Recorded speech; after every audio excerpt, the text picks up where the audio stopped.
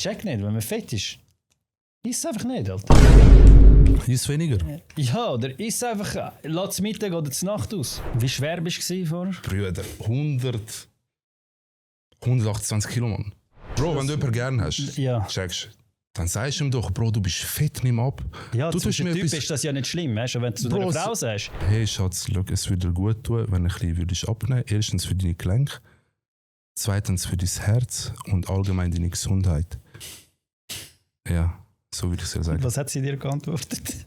Das Essen, Brüder, ist etwa 80%, Mann. 80 sogar, gell? Ja, 70-80% ist das Essen, nachher kommt das Gym und nachher kommt der Schlaf. So. Aber wieso sagen viele vom Moor, dass es Beste. Krebs verursacht und so? Krebs, weil sie keine Ahnung haben und fett sind, checkst. Auf jeden Fall, more, beste. Ja, Aspartam ist krebserregend, aber wenn jeden Tag irgendwie 30 Liter Cola trinkst. Also Body Positivity ist eher so für die Menschen, die Narben haben, sonst irgendwelche Sachen, die sie nicht können ändern am Körper, okay, aber sicher nicht für Menschen, die am Abend eine ganze Chips-Packung reinfetzen und nachher fett werden und sagen, hey, Body Positivity. Was? Ja, 7 Bitcoins. Was, du hast 7 Bitcoins 7 gehabt? Bitcoins habe ich gehabt. Was ist ungesund? Bro, ich sag dir ehrlich, ungesund ist einfach fett sein, Mann. Wenn du fett bist, stirbst du schneller und es geht dir einfach miserabel.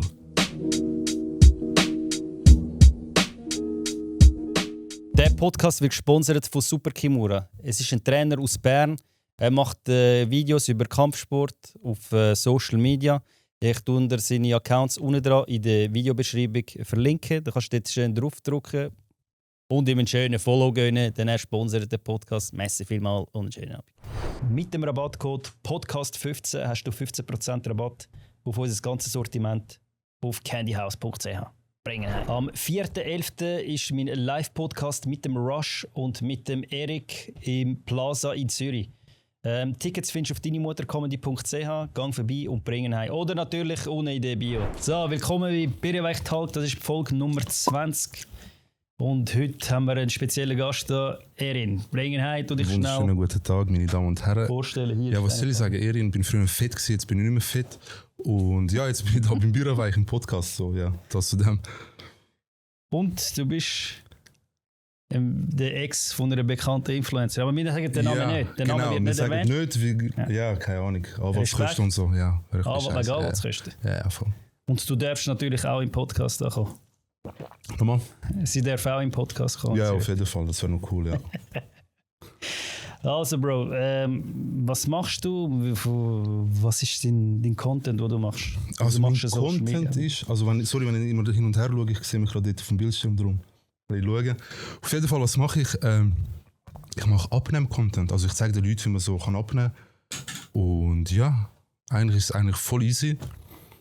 Und die Leute machen eigentlich ein riesiges Theater drumherum.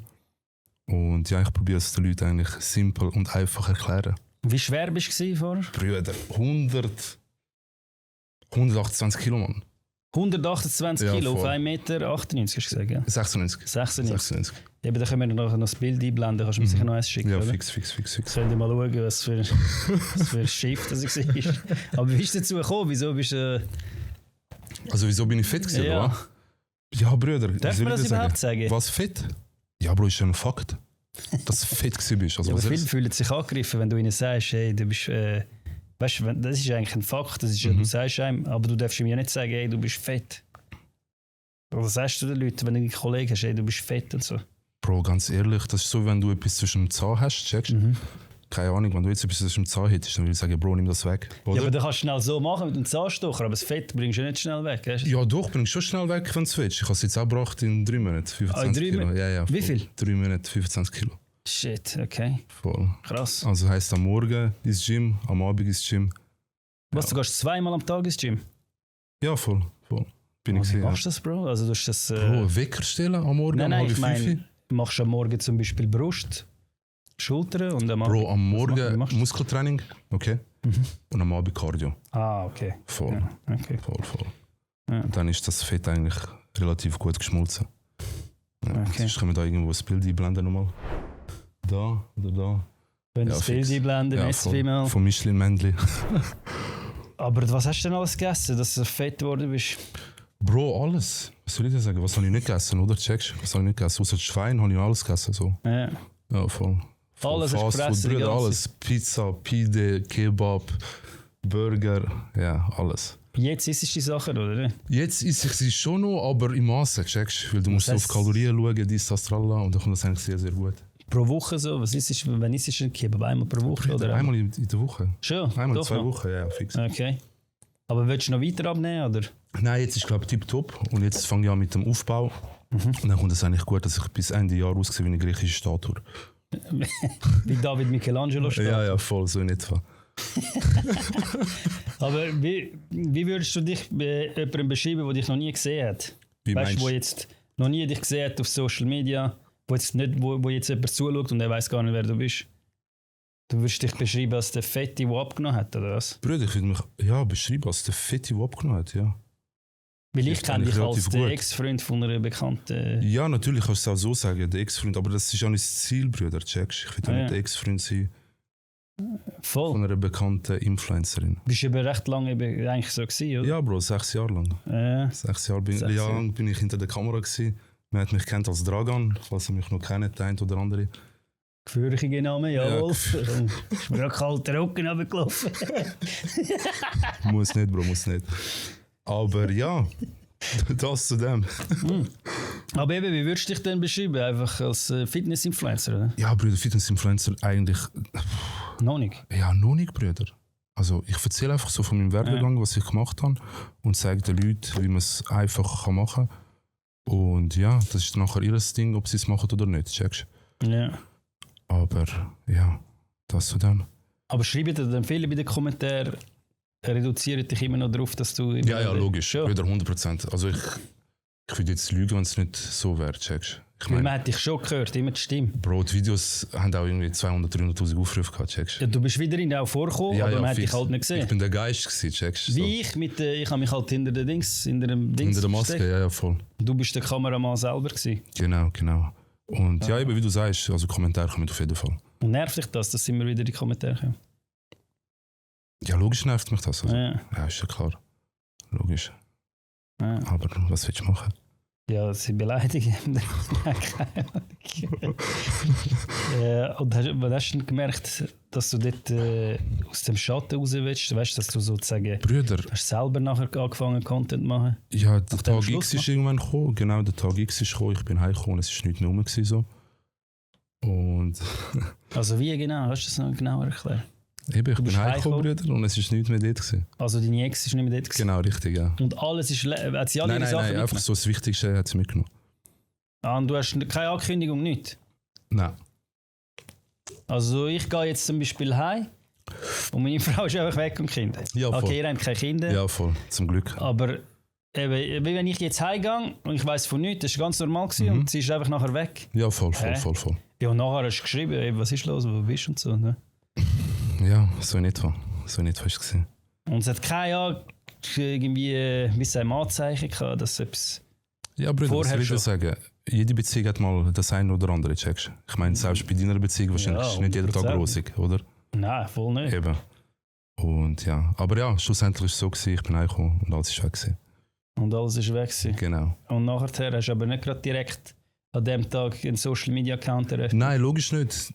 Dann habe ich angefangen mit dem Kollegen ins Gym zu gehen. Ja. Eigentlich das Wissen, das ich weitergegeben habe in diesen Videos, wo sie halt nachgeredet hat,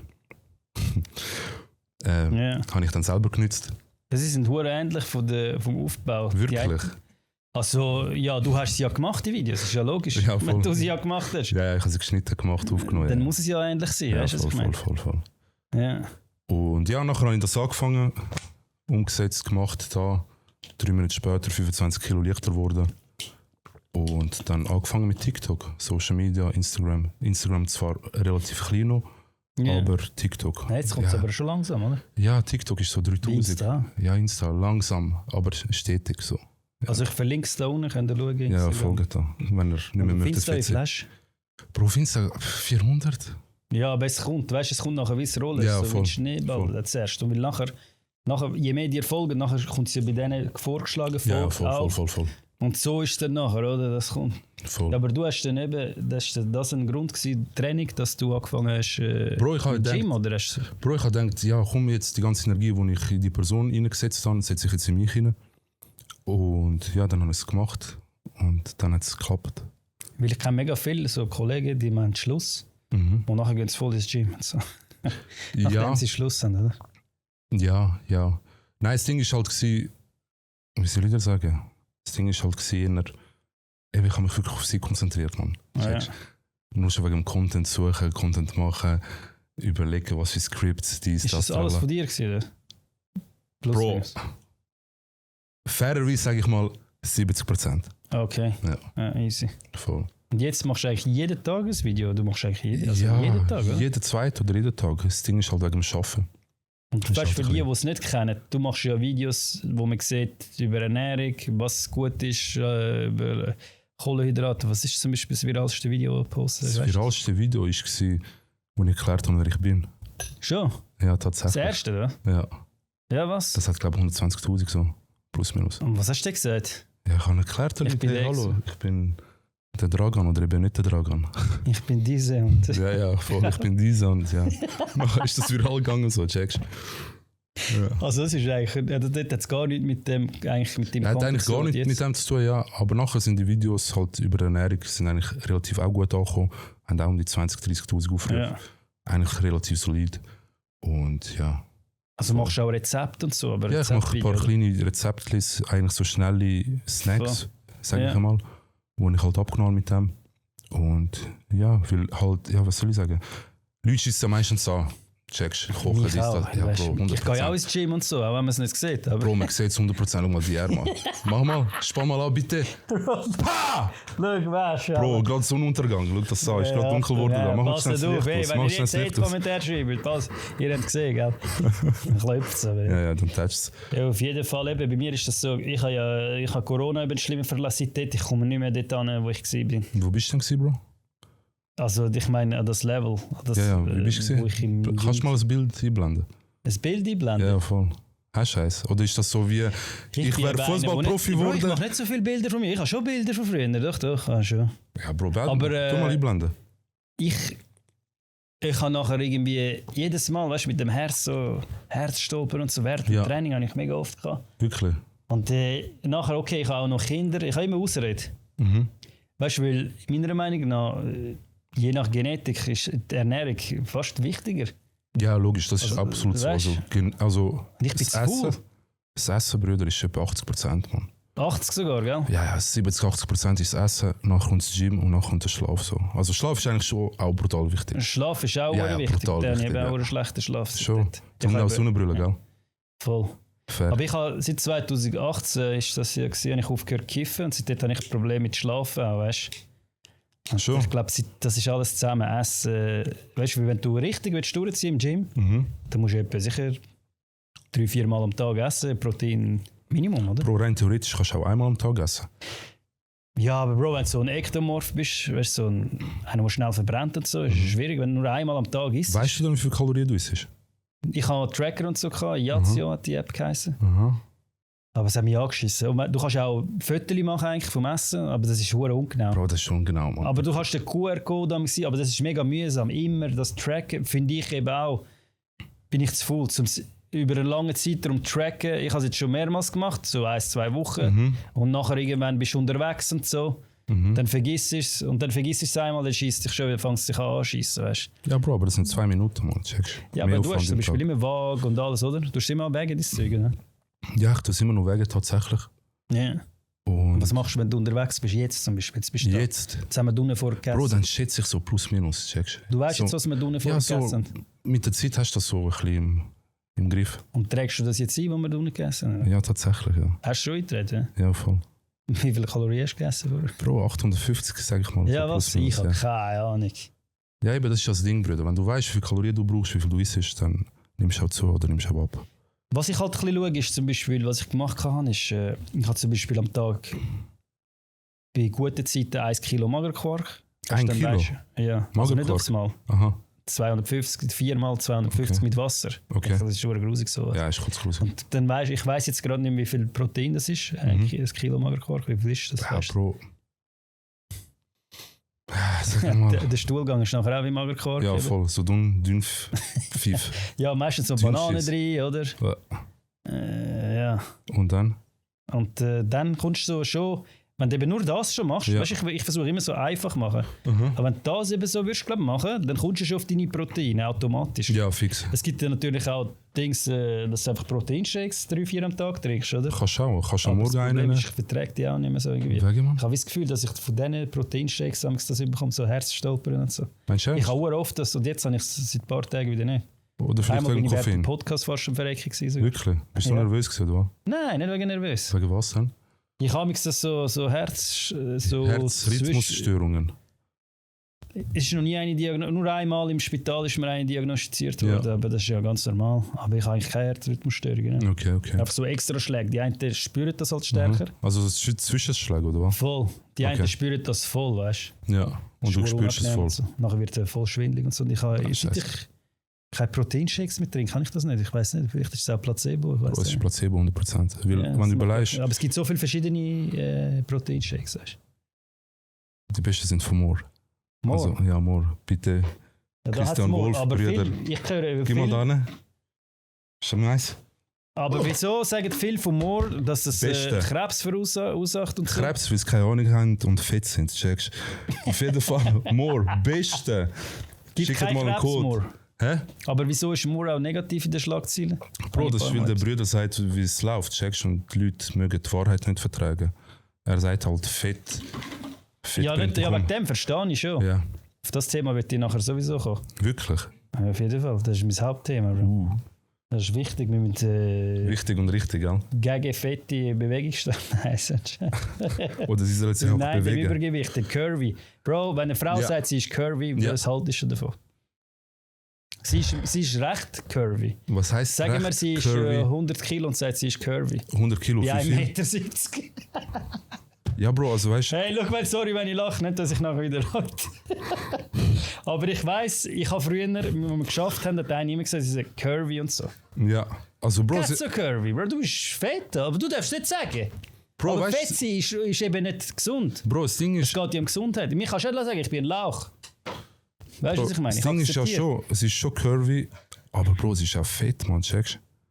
Eben, und weißt, fett ist gleich ungesund, oder? Bro, es ist ja ein Fakt, checkst. Ja. Wenn jemand fett ist, Bruder, dann ist er fett. Ja, aber wie kann man es freundlicher sagen? Weißt du nachher... Fett? Ja. Du hast freundlicher?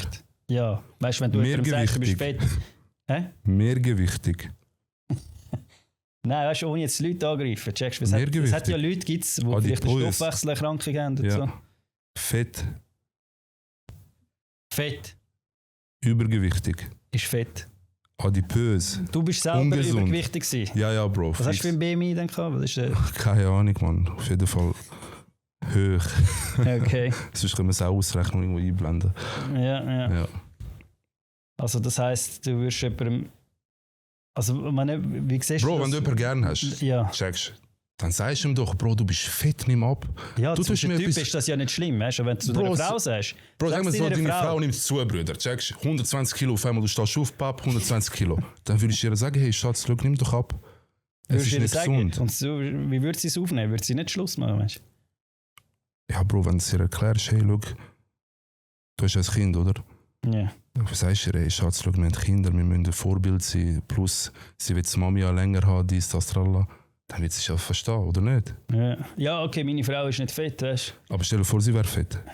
Und dann müsste ich ihr sagen, hey, schau. Hey Schatz, schau, du hast für deine Gesundheit... Wie würdest du das freundlich an einer Frau sagen, wenn du jetzt in einer Beziehung bist und sie ist zu fett? Bro, ich habe es ja damals gemacht bei der Ex, sie war ja fett gewesen. Und dann habe ich ihr geholfen beim Abnehmen. Ah, du bist schon mit ihr zusammengekommen, wo sie... Fett war. Wie fett? Fett. Kilo? Zahlen? Bro, 115. 115? Wie viel gross? 1,75. Okay, das ist... Fett. ich habe es nicht ausgesprochen, hey.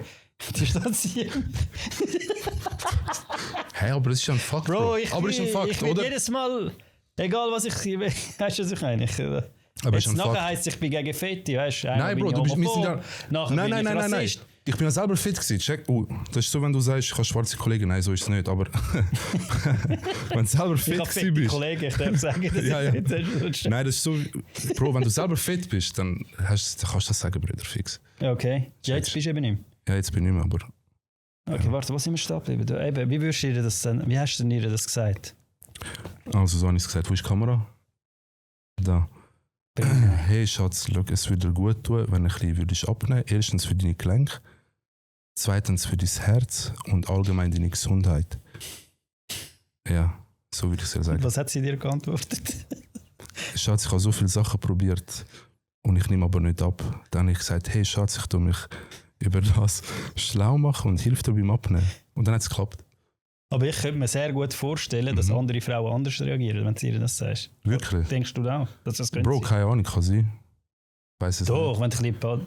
Es kann schon sein, Bro, wenn du einer Frau sagst, Aber wenn du es schön überbringst, Brüder. wenn ich ihr sage, hey, deine Gelenke und so. Bro, aber Gesundheit, Bro, Gesundheit, checkst? Ja, Bro, ja, ich Gesundheit. weiss, Man aber sieht die automatisch. Frauen rasten Bro, aus schau, es gibt so, ich habe mal etwas Schlaues gelesen, Bro, es gibt keine hässlichen Leute, es gibt nur fette Leute, checkst? Und eigentlich hat er also schon recht, die Bro. Leute sind hässlich. Bro, ich bin hässlicher gewesen als jetzt, checkst? Ja, Bro, das ich bin Gesicht hat hässlicher wirklich gewesen. anders Ja, ausgesehen. nicht. Ich habe Bro, das ich bin fast nicht, fix ja. hässlicher gewesen als jetzt. Fix. Und jeder, den ich kenne, der abnimmt, wird hübscher, Mann. Ja, Es aber ist so ein so. Crack-Junkie am Bahnhof hat... Ja, Bro, du vergleichst einen Crack-Junkie mit Ja, aber Bro, die nehmen auch ab, weißt du? fair. Ich meine jetzt die eben nicht so fett sind, also die gar nie fett sind im Leben. Fair. Weißt Ich du, habe einen die Kollegen, abnehmen, Brüder, weißt du? wirklich, er hat auch abgenommen, 20 Kilo plus minus, er sieht aus wie ein türkischer Schauspieler jetzt. Schon. Vorher hat er ausgesehen wie ein... Fair, oder was? Was? Ja, ja. Meinst du das? Ja, voll in meine ich. Vorher hat er ausgesehen wie ein Kebabverkäufer, Ohne Brüder. Scheiß, weißt du? Ja, jetzt sieht er aus wie ein türkischer Schauspieler. Das darf man nicht mehr sagen, Kebabverkäufer. Ja. Ja, jetzt sieht er aus wie ein türkischer Schauspieler. Ja, voll. Ja, ich habe gesagt, ich Liebe Grüße an Kemal. kenne ihn von irgendwo. Liebe deine Videos, Brüder. Ja, die Namen werden auch immer gefährlicher. Sympathisch. Und wie war es gewesen, mit so einer bekannten Person zusammen zu sein? Hast, Ja, Bro, sie ist ja nicht von Anfang an bekannt gewesen, checkst du? aber nachher war es auch nervig gewesen. Ja, Bro, keine Ahnung, du hast nachher so mit dem gelebt. Es ist halt so, Okay. wenn du rausgehst, essen und so, können mit Leuten Fotos machen. Ja, was soll ich Aber sagen? mit dir auch, oder? Ja, ganz, ganz wenige. Ja. Haben sich immer gefragt, der Dragan, machen wir zusammen ein Foto. Aber meinst du, Social Media hat eure Beziehung beeinflusst? Ist das ein Grund gewesen, auch, dass ihr nicht zusammen seid? Bro, kann möglich sein, ja. Tja. Kann möglich sein, ja. Ja. Voll. Und gibt es Sachen, wo die Öffentlichkeit komplett falsch von dir denkt? Ja, ich mache ja noch nicht so lange, checkst du? Also ich meine wegen vorher. Wegen vorher? Ja, wo du einfach im Hintergrund bist und so, weißt du. Ja, der Name auf jeden Fall als erstens. Wieso hast du einen anderen Namen gesagt? Ja, vorher habe ich Dragan geheißen. In diesen Videos. Ah, Wie das entstanden wieso ist. hast du einen anderen Namen? Bro, wir sind mal live gewesen, checkst du? Und dann habe ich so reingeschnurrt. Und nachher die Leute so, hey, wie heisst er, wie heisst er? Und dann habe ich so mal raten. Und dann haben die Leute geschrieben, irgendwie Milan, Dragan, Papa, und nur viele haben Dragan geschrieben. Und dann habe ich gesagt, ja, ich heiße Dragan voll. So Ich ist weiss der noch, Name die Leute haben entstanden. immer gesagt, der ist mega sympathisch und so. Bin ich sympathisch? Wieso hätte ich dich Mäßig. eingeladen? Ah, fair. Aber ich tue auch Leute einladen, die ich eigentlich nicht so sympathisch Wirklich? finde. Würde ich auch einladen, ja, safe. Okay. Bei mir kann jeder kommen. Also falls du in meinen Podcast willst kommen, schreib Meld es dich. unten in die Kommentare und bring ihn ein. Folge nicht vergessen, Plus wegnehmen. Bitte weich an Script, die tun mich vergleichen, weißt du. Genau. Voll hängen bleiben, völlig weich. Ja. Und gibt es etwas, was du heute anders würdest machen? Wenn du jetzt noch in dieser Beziehung und nachher wir das Thema abschließen. Okay. Etwas anderes? Ja. Wo du jetzt in dieser Bro, Beziehung bist. 100%. Nicht alles geben, Brüder. Nicht für andere Personen leben, Brüder. Ganz einfach. Ja, aber du hast dich, also du hast dich ja eigentlich körperlich gehen lassen, oder? Ja, Brüder, ich habe mich aufgeopfert für das, weißt du, was ich meine? Aha, Also ich habe gar nicht mehr auf mich selber geschaut. Also ich bin mir wie scheißegal gewesen, checkst du? schon. Ja, Ja. fix. Ja, aber das könnte ja auch ein Grund sein, dass sie, meinst du, es könnte sein, dass sie dich nicht mehr attraktiv gefunden hat, weil du so fett bist? Aber weil ich fett gewesen bin? Kann sein. Du hast schon ein bisschen anders ausgesehen als Wer- jetzt. ja, Und ja, jetzt fix. findet sie dich wieder sehr wahrscheinlich attraktiv. Vielleicht. Vielleicht, keine Ahnung, kann sein. Ja, es sieht schon recht wie zwei verschiedene Menschen gewesen. Also ich habe Ja, schon erst ein gemeint, als ich mal ein Video gesehen habe, dort, wo du im Auto warst mit der Ziggy, dort ich so, Alter, was ist das? Than she ever had growing up. But when you told me the whole story, I felt like throwing up. I could see it on your face, it was rough. Left a bad taste on your tongue. Also, und was machst du heute? Schaffst du noch nebenbei? Oder machst Bro, du ich Social arbeite Media? tatsächlich im Aussendienst. Ja. Und ja, so halt Gym. Ja. Ein bisschen Videos, ein bisschen TikToks. Und ja, das ist eigentlich so mein Leben, Mann. Aber wie kommst du dazu? Also im Aussendienst schaffst du ja, also schaffst 100%? Ja, Bist du immer 100%. unterwegs? Wenn willst du Immer noch Videos unterwegs. machen? Nach dem Arbeiten? Bro, nach dem Arbeiten, Mann. Ich arbeite bis um 5 Uhr, um 6 Uhr mache ich die Videos, tue sie aufladen. Und am Abend ins Gym. Ja, aber warte Nächsten mal, Morgen. wann kochst du denn und so? Hast du ja noch Essen kochen? Bro, Mittag kann ich essen. Bei den Eltern. Mami macht das Beste. Poulet mit Gnocchis und Skier. Kuss. Und am Abend, ja, mache ich irgendetwas. Haferflocken, Porridge, dies, das. Ah, du bist nicht voll die Menüs kochen und so? Nein. Ah, okay. Es muss ja schnell gehen, praktisch checkst. Ja, voll. Plus noch fein sein. Darum Porridge. Also was würdest du jemandem empfehlen, etwas, was er jeden Tag könnt essen kann, das mega schnell geht, wenn jemand ins Gym geht und es muss auf seine Proteine kommen? Etwas, was mega schnell geht. Bro, Was kannst du jeden Tag essen? Skier mit Äpfel, mit Junkie Flavor von Moor. Wieder einmal. Was ist das genau, so Tropfen, oder? Bro, es ist so Pulver, das Geschmack hat. Kannst so Schoki und nichts anderes Ah, ist das schmecken. nicht krebserregend? Fetze ist krebserregend. Warte, hat das Aspartan drin? Nein, es hat Sucralose drin. Okay. Glaub. Weil Aspartan sagt es ja, sage ich, Ja, Aspartan ist krebserregend, aber Okay. wenn du jeden Tag irgendwie 30 Liter Cola trinkst, dann eventuell. Aber wenn ich ab und zu mal ein Cola ja, Zero gar oder nicht, so Bro. trinke, ist kein Problem. Bro, oder? 0,0%, sagt dir ehrlich. Schon? Ja, 100%. Ja.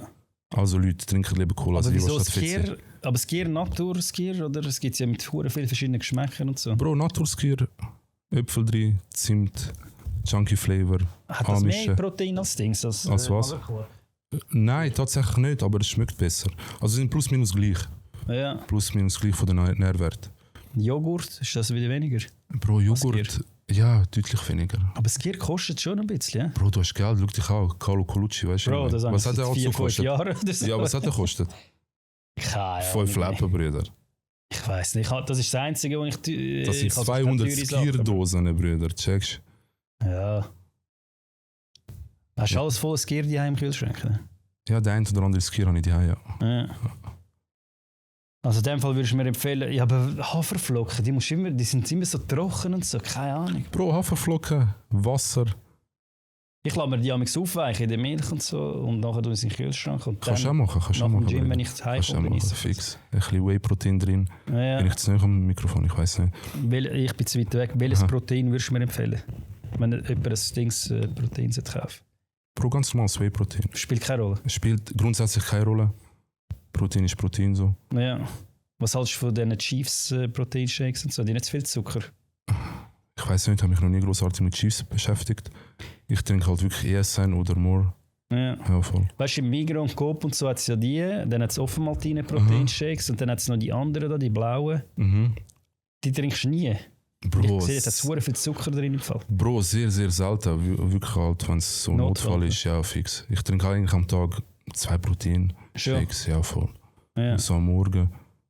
Und was am haltest du Abend. von diesen ganzen Proteinprodukten? Es gibt ja wenn ich im Migros gehe, Mhm. es gibt die Joghurtprotein, Mhm. es gibt überall steht ein Protein drauf, die Pudding, Ja. Schoki-Pudding und alles Ja. das Zeug. was- Bro, ist nice, sag dir ehrlich. Vor Ja. allem, wenn du Lust hast auf etwas Süßes, haust du so etwas rein, Mann. Ja, aber es hat ja auch viel Zucker drin. Nicht? Bro, Zucker ist ja nicht per se schlecht. Zu viel Zucker ist schlecht. Ja, aber eben, summiert sich ja nachher, weißt du, weil dort hat es Zucker, dort hast du Zucker, du hast ja auch in Teigwaren und Dings, hast auch Zucker, Herdöpfel und so. In Herdöpfel hast du Zucker. Ja, du hast irgendwie einen anderen Zucker oder so, wie heisst das? Weißt du, ich bin nicht da voll der Ernährungsdings, Aha. darum habe ich die Nein, Bro, also ganz ehrlich, so so Zucker an sich ist nicht schlecht, checkst. Wenn du so 40, 50 Gramm am Tag nimmst, ist absolut voll okay. Tja, Ja, fix. wie viel hast du denn früher genommen? Ich? 400-500 Gramm Zucker, ein halbes Kilo Bro, Zucker. Zucker macht dich auch nicht dick. Kalorien machen dich dick, checkst. Das ist das Problem. Ja, aber Zucker ist gleich Kalorien, oder nicht? Fair, aber wenn du viel Fett nimmst, dann hast du viel Kalorien. Ja, Dann nimmst du zu, wirst fett. Ja. okay. Also Aber eben weißt du- per se ist Zucker nicht schlimm. Es ist halt, es gibt sehr viele verschiedene Körpertypen, das ist ja auch noch schwierig. Ja. Ich bin zum Beispiel einer, der jetzt nimmt, früher, ich kann essen, was ich will, ich habe immer voll Sixpack. Mhm. Schon. Wie voll, jetzt nicht. Bitte Bild einblenden. Wo ich so 18 war, ja, Ja. Bro, ich bin vielleicht 60 Kilo gewesen oder so. Ah, ja, gut, 50 ja. Kilo. 50 mit 18 bin ich gewesen, Das ist so, wie wenn fette Frauen mit grossen Brüsten pluralen Genau, und ich bin dünne mit der Sixpack. Lauch gewesen mit Sixpack. Ja, fair, genau. ja, fair. Und eben, dann ist es ein rechter Unterschied. Die einen müssen nur ein bisschen Dings essen, ein bisschen Süßes, sie nehmen gerade zu. Andere hingegen können essen, was sie wollen, sie nehmen nicht zu, weißt? Wo ist das Mittelmaß? Weißt du, kannst ja nicht verallgemeinern. Das, ich sehe manchmal bei dir jetzt auch Kommentare drin, wo dann die Leute eben dann die einen kommen, wo eben eine andere Körperstatur haben, wo einen anderen Stoffwechsel auch haben. Weißt du? Wem steht denn so ein Mittelweg? Weißt du, was ich meine? Weil bei dir geht es ja eigentlich um Abnehmen. Ja. Aber es gibt ja die aufbauen wollen. Aber bei denen ist es schwierig. Bro, look, Wie es willst gibt du Leute... aufbauen, ohne Fett aufbauen, nur Muskelmasse aufbauen? Bro, das Ding ist, viele Leute sagen, ich esse so viel, pam. Und dann, wenn sie fragst, wie viel Kalorien es ist, kommt genau so eine Aussage, wie halt von dir, checkst. Bro, ich weiß nicht, wie viel ich esse. Ja. Checkst. Eigentlich ist es ja bei jedem Mensch plus minus gleich. Kalorien, zu viel Kalorien, lass dich zunehmen. Zu wenig Kalorien, lass dich abnehmen. Also deiner Meinung nach, jeder übergewichtige Mensch frisst einfach zu viel Kalorien. Das ist eigentlich von der Logik her schon, oder? Von der Logik Wie her kannst du schon. fett sein, ohne dass du isst? Das habe ich eben... Das Ja, ist das, Bro, was ich keine nie Ahnung. check. Also weißt du, das Ding ist halt... ich glaube, die denken, die essen zu wenig. Aber dann essen sie, keine Ahnung, eine Handvoll Chips da, dann 1,5 Liter Cola dort, dann ein bisschen Mandeln dort, weil es scheinbar gesund ist. Dann ein bisschen paar Mandeln ist Sachen nicht dort. gesund, deiner Meinung? Bro, doch, aber in Masse, checkst. Es gibt ja Leute, die essen den ganzen Pack Mandeln und irgendwie hat es, keine Ahnung, 600, 700 Kalorien. Ja, Mandeln und viel. So, Ja, das voll, sagt man immer voll. so gesunde Fett, aber man sollte so eine Handvoll Ja, eine essen, Handvoll lange der Führung. Und eben, wenn du dick bist, der isst halt nicht eine Handvoll, der isst halt einen Sack voll. oder? Ja, eben, ich habe immer gedacht, weißt du, weil so Dicke, die immer jammern. Ja. Ich sehe mega viele, die übergewichtig sind, wo mir dann sagen, sie nehmen jetzt so Ozempic und so Scheiß. Ja. Dann gestern genau in ein Ja. Gespräch gehabt mit dem Neffen von Pietro. Oder? Aha. Ein rechter Buch. Ja. Und dann habe ich ihm gesagt, was nimmst du schon Ozempic? Geh doch ins Gym und schau auf die Ernährung. Ja, nein, das ist viel zu aufwendig und alles, weißt du. Ja, Aber look, das ist doch einfach faul. Ist das nicht? Du bist ja einfach zu faul nachher. per se, Ozempic ist ja nicht schlimm. Checkst. Was macht das genau? Bro, das unterdrückt den Hunger, Mann. Der Hunger? Ja, voll, das unterdrückt den Hunger. Lässt dich nicht mehr hungrig sein. Ja. Ganz einfach erklärt so. Also eben, wie gesagt, Ozempic an sich ist ja nicht schlimm. Das Schlimme ist halt, wenn du nur Ozempic nimmst und nicht auf Ernährung schaust. Checkst. Hast du das auch genommen? Nein, habe nicht genommen. Wenn du das machst und eben nicht auf Ernährung schaust, dann verlierst du nicht nur Fett, dann verlierst du auch Muskelbrüder. Checkst. Aber wenn du Ozempic nimmst und halt auf dein Protein schaust und sonst auf deine Ernährung, dann nimmst du halt Fett ab. Dann macht es dir halt deutlich einfacher. Ja. Ja, also per se, Ozempic ist nicht schlimm. Dann kaufst du einem ab, der sagt, wo stark übergewichtig ist und sagt, ja nein, es ist wegen der Genetik und so. Kaufst du es ihm ab, dass es wegen dem Stoffwechsel ist? Oder Bro, es nein, gibt ja sicher so eine Genetik, dass die Leute mehr Hunger fühlen, checkst. Aber wenn jemand einsieht und sagt, hey, ich bin fett und ich möchte abnehmen, ich schaffe es nicht, nehme halt Ozempic und schaue aufs Essen. Bro, fairer Punkt, man sagt dir ehrlich. Ja, okay. Ja, fix, man. Ja. Lieber nimmst du irgendetwas, machst du etwas, statt fett sein.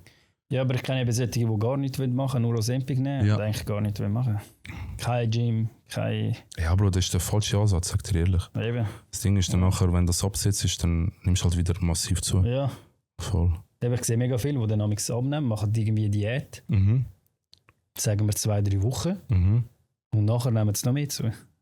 Ja, eben, das ist Bis das nachher Ding. wieder voll reinballern. Du musst ja. halt alles ändern, checkst. Du musst halt wirklich wissen, was du isst. Ja, Das ist halt so das Ding. ja, voll. Und dann kommt das eigentlich schon gut und nachhaltig. Ja. Nachhaltig klingt verdammt gut, gell? Voll. Wenn ihr Nachhaltig. wollt wissen, was ihr mit essen, schaut bei ihm vorbei. Ja, Auf seinem nachhaltig. Links, ja. Plus, minus. Welche 3 Lebensmittel haben dir am meisten geholfen? Welche 3 Lebensmittel? Bro, Poulet, Haferflocken und Himbeere, Mann. Himbeere? Ja. Bro. Wieso Himbeere? Was macht die? Bro, Himbeere hat Antioxidant. mega viel Ballaststoff drin. Ja, Plus sind sie schön süß. Also nimmst du Skier, ein bisschen Himbeere drüber. ja. Bombe. Anstatt Zucker oder so hast du Himbeere genommen. Also wenn du Ja. etwas Süßes hast wollen. Ja, voll. So. Also Zucker hat es ja sowieso in Himbeere drin, aber es Ja. hat ja Ballaststoff drin. Checkst Ja. Und Ballaststoff haltet dich länger satt. Okay. Voll. Und Von nicht Himbeere. Chiasamen und so Zeug? Ja, ab Oder und zu mal Flohsamen, Flohsamen. Ja, so. Flohsamen sind auch sehr, sehr nice. Ja. Aber halt, ja, wenn ich müsste auswählen, Himbeere, Mann. Himbeere, ja, weil sie halt feiner sind. Aber Flohsamenschalen sind auch nice, wegen viel Ballaststoff. Okay. Am besten Also alle gut. 3 Sachen zusammen, also Himbeere, Skier, Flohsamenschale. Dann ist alles perfekt. Und hast du am Anfang einen Fehler noch gemacht, dass, wo du dann kannst mitgeben den Leuten, hey, das habe ich falsch gemacht? weißt du, zum Beispiel irgendetwas falsch gemacht? Was hast du, weißt du, so zu viel Kohlenhydrat zum Beispiel gefressen oder weiss ich nicht was? Oder Was habe ich falsch gemacht? Ja, es sind halt voll blöd, aber ich glaube, ich habe eigentlich alles richtig gemacht, weil ich halt mich vorher auch mit Ernährung beschäftigt habe. Ist halt sehr absurd, da ich halt vorher fett war. Aber halt für den Content habe ich mich mit Ernährung beschäftigt, um das halt weitergeben, so für Content-Ideen. Ich glaube, das ist auch wichtig. Alter. Was? Einfach Wasser trinken. Wasser, ja, fix, Brüder. Das viel gesehen. Ich sehe meistens übergewichtige Leute. Also weißt du, ich schaue ja schon jetzt manchmal so. Nein, ich esse jetzt kein Dessert zum Beispiel manchmal. Ja. Weil ich habe ein bisschen. Ich habe gar keine Ranzen richtig. Aber ich schaue schon, weil ich denke dann, fuck, ich gehe jetzt in die Ferien, nachher eine Ranzen und so. Ja. Aber ich sehe Leute, die deutlich kräftiger sind als ich, also von Fettmasse her. Aber die ballern voll halb Liter Cola, bestellen sie immer im Restaurant und so. Und das verstehe ich nicht. Ich verstehe es einfach nicht. Wieso man einen halben Liter Cola bestellt, wenn man das. Weil ich kann mir nicht vorstellen, dass es jemandem scheißegal ist, spätestens wenn du irgendwo im nahen Schwimmbad bist. Oder es gibt sehr wahrscheinlich schon den einen oder anderen, wo es wirklich scheißegal ist. Sehr. Ja, fix gibt's, ja. Aber viele Leute glaube ich, dass es eben nicht scheißegal ist. Und da check ich nicht, wieso man nicht einfach auf das scheiß Cola verzichtet. Oder nicht auf den Cola Zucker Zero. im Kaffee. Cola Zero, Brüder. Ja. Aber dann sagen, das sind genau die Personen, die nachher sagen, Cola Zero ist schädlich. Ja. Fett sein ist ungesund und schädlich. Nicht Fett Cola ist Zero. auch nicht gesund. Es geht eben da gar nicht nur ums Aussehen, sondern auch um Gesundheit. Ja, fix. Also, ich muss uns jetzt nicht falsch verstehen. Es geht ja nicht ums Aussehen. Gesundheit Obwohl- ist das Wichtigste. Ja, klar, logisch. Du siehst halt besser aus, wenn du abnimmst. Das ist ein Fakt, oder? Sind wir uns einig? In der Regel, ja. In der Regel. Zu 80%, 90% Ja, fix. voll, safe. Du siehst besser aus. Aber Grund Nummer 1 ist Gesundheit, Mann. Und checkst, die meisten Leute sagen, ich trinke keine Cola, dies, das. Cola Zero wegen Süßstoff, ist ungesund. Aber Fett sein ist ungesund. Ja, haben wir sicher alle schon gehört. Fett sein ist ungesund, nicht Ja. Cola Zero. Was Fett sein, was für Gesundheitsrisiken bringt das? Bro, alles, Mann. Alles. Krebs, Diabetes, Herzinfarktrisiko. Herzinfarkt, alles Schlechte bringt Fett sein mit. Bist weniger beweglich auch. Ja, ich schwör's dir. Ich meine, eben als Typ, wenn du abnimmst, so Fun Fact, pro 10 Kilo ist dein Schwanz um 1 cm grösser. Also, ohne Aha, weil er unter dem ja, Fett ist. unter dem Fett checkst du 1 cm grösser. Das heisst, Fett ich habe geht- 25 Kilo abgenommen. 25. Souverän. ja. ja, aber mal. Also was ist bei Low Carb oder einfach Kaloriendefizit? Bro, definitiv Kaloriendefizit. Okay. Definitiv, 100%. Wenn ich jetzt Bauch verlieren zum Beispiel, ich habe ja wie gesagt nicht so einen riesen Bauch, aber Ja. wenn ich jetzt ein bisschen Bauchfett verlieren Ja. würdest du mir empfehlen, viel Cardio machen oder trotzdem Cardio verzichten und eher trotzdem leichtes Bro, Kaloriendefizit? auf jeden Fall mal das Defizit fetzen. 300, 500 Kalorien im Defizit. Aber Protein immer da. Bro, Protein immer hoch. 2 Wie Gramm schwer bist du jetzt pro... gerade? Ich bin ungefähr 70 Kilo. Bro, 140 Gramm Protein, Kaloriendefizit, Cardio plus Auch Cardio. Fitness. Was? Trotzdem Cardio. Bro, ein bisschen Cardio reinfetzen. Ja, ist allgemein ein bisschen gesund. checkst. Also was? Velo Laufband, oder Laufband. Ein bisschen spazieren. 10'000 Nur Schritte spazieren? sammeln. Ja, das langt für. Ja, 10'000 Schritte mache ich immer. Ja, das langt für, man sagt dir Ich mache ehrlich. jeden Tag, weißt du, du siehst ja auf dem Handy. Du siehst Ja, wirklich. Ich mache immer 10'000 Schritte. Wie kommt's? Wie ich das mache? Ja, wie kommt's? Wie machst du so viel? Ich als Baby, Bro, ich muss hin und Ah ja, her gut, laufen. Ich mache fair. sogar 15'000 Tage. Echt? Ja, und ich gehe mit dem Hund Angst laufen. Ah, Jetzt gut, nicht, fair. wenn es heiß ist, weil es ist verreckt. Ja, das Ding ist eben, die Leute machen allgemein zu wenig Schritte, man. Wirklich. Ja. Also 10'000 Schritte auf jeden Fall. Kaloriendefizit, Protein hoch rauf, Cardio und Muskeltraining. Und dann nimmst du auf jeden Fall ab. Ich habe mir mal überlegt, 20'000 Schritte machen. Aber Bro, ist du kannst auch 40'000 machen. ja, aber ist das nicht irgendwann, dass es gar nicht keine Rolle spielt, jetzt ob 20 oder 40, dass man dann trotzdem das gleiche Desto mehr Resultat- Schritte du machst, desto mehr kannst du essen, checkst du? Kannst du Okay. nachher so dich wie Ja. belohnen. Ja, bei mir ist eher das Problem, wenn ich ins Gym gehe, habe ich mega Hunger, oder? Ja. Aber wenn ich nicht ins Gym gehe, ich habe wenig Hunger. Ich esse immer zu Mittag, zu Nacht, aber manchmal ich habe null Hunger und so, wenn ich nicht ins Gym gehe. und So. Okay. Das ist bei mir das Problem, das verstehen eben viele auch nicht, Ja. weil viele haben die ganze Zeit Hunger, oder? Ja, Dann früher ist noch das nicht. Problem, um auf deine Kalorien zu kommen. Es gibt auch solche, die Probleme haben, überhaupt auf Kalorien zu kommen, anstatt dass sie müssen schauen, dass dass sie nicht zu viel Kalorien nehmen. Weißt du, was ich meine? Es gibt eben auch in dieser Welt. Fair.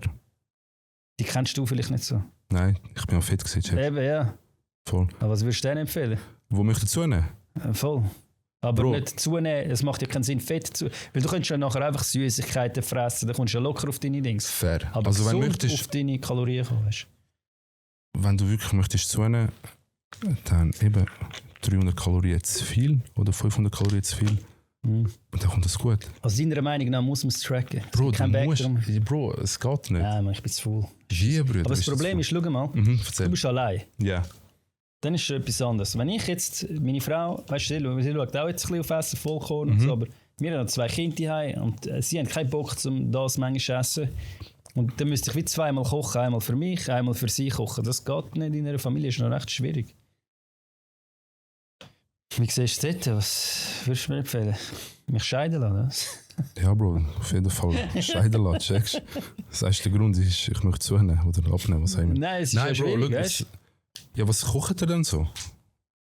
Was machst du, was isst du denn so am Tag? Wieso sagst du zweimal kochen?